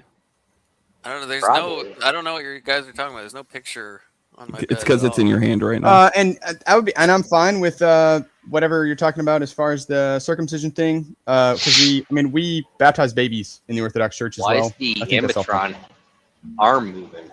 I would rather not circumcise our children now, but that's beside the point. I still am okay with infant circumcision. You or would infant say baptism, that, sorry. you goy. Khan's real passionate about circumcision. I am. Khan will fight for that foreskin. I It's still a absolutely movement. fight to remove it. Nom, yeah. nom, nom, nom, nom, nom, nom. I don't want to be a Philistine. I don't want my kid to be a Philistine, and I don't want anyone to be a Philistine. I don't mean to stop the conversation when we're on short time here. What's the question? So I don't. Yes, I wouldn't say faith is a work. You wouldn't say faith is a work. Mm-mm. All right, Book of James, and then there we go, mic drop. I just stopped there. Book of James. Yep, Yeah, where it's the like whole you're not saved only by faith, but also by works, etc. Confluence, are you rating us anywhere? I'm sending you to Lutch. Lutch. Gotcha. Yeah. 5 more minutes, Confluence, for Emmett. Jesus. Yeah, is Emmett? Emmett, are you streaming tonight? I'm still trying to wrap my head around this whole deal. Like, all right, most people that are circumcised were circumcised when they were in their infant. Most people that are baptized were baptized as infants. How the hell in is that a Roquefort. sign of their works? Even there is baptism, but there's also confirmation. There's no confirmation in the Orthodox Church, but yeah. Or board. What are your thoughts on Ephesians 2:8-9? And unfortunately, we cannot. We don't have time to go. My through thoughts are the church fathers. Don't put it get together. You don't know what circumcised they're by a talking blue jay. We will be back tomorrow, though. We will be back Might get an tomorrow STZ. for the finishing of this video and hopefully the continuation of this conversation. So thank you all. Gonna raid you over to Lutch. God bless you. Well, it was nice Patrick. meeting you, board, before we get banished. Nice meeting you guys, bro. God bless you, Confluence is a Christian. God piece bless of you, crap. K2. God bless the chat. Good to see you, Elderline. Lutch Tissiker just started his own Johnson. channel. Lutch has like 5,000 subscribers. Damn. Good to see you, Who is Evan. Lutch? Indian Jesus. The Indian Jesus. Oh, Indian Jesus. I thought it was I was mixing them up with Trench. Oh, my bad. Yeah, I think I'm like, wait a minute. I was pretty sure it was Indian Jesus, but I was like hoping against hope. Also, good to see you, Koom, who says he knows Patrick in real life. Is that true, Patrick? Is this He in real life? does. Coom does know me in real life. Oh, He cool. does. Okay. I couldn't tell if he was memeing or not. Okay. Anyway, God bless you guys. Hopefully, you all come back tomorrow. If you think about You it, were early today. I same don't think bat you gotta time, be same early bat tomorrow. channel. I will try to be early tomorrow. Okay. I will try. I don't know. Alright. It used to Take be care, everyone. 7:30. Now you're like 8:15. Wait, where did he say he knows me? Oh, it In was real like life? a while ago. He said a while ago in the chat. He said, "I know Patrick in real life. He's pretty cool." And I was like, "Is that like a joke or is he serious?" No, he knows me. Oh, wait, no. I think I see here. Patrick is my IRL friend. Yep. Yeah. He's my IRL friend too. Love you, buddy. That's cool. All right. Take care, guys. Else Peace out. chat for Confluence.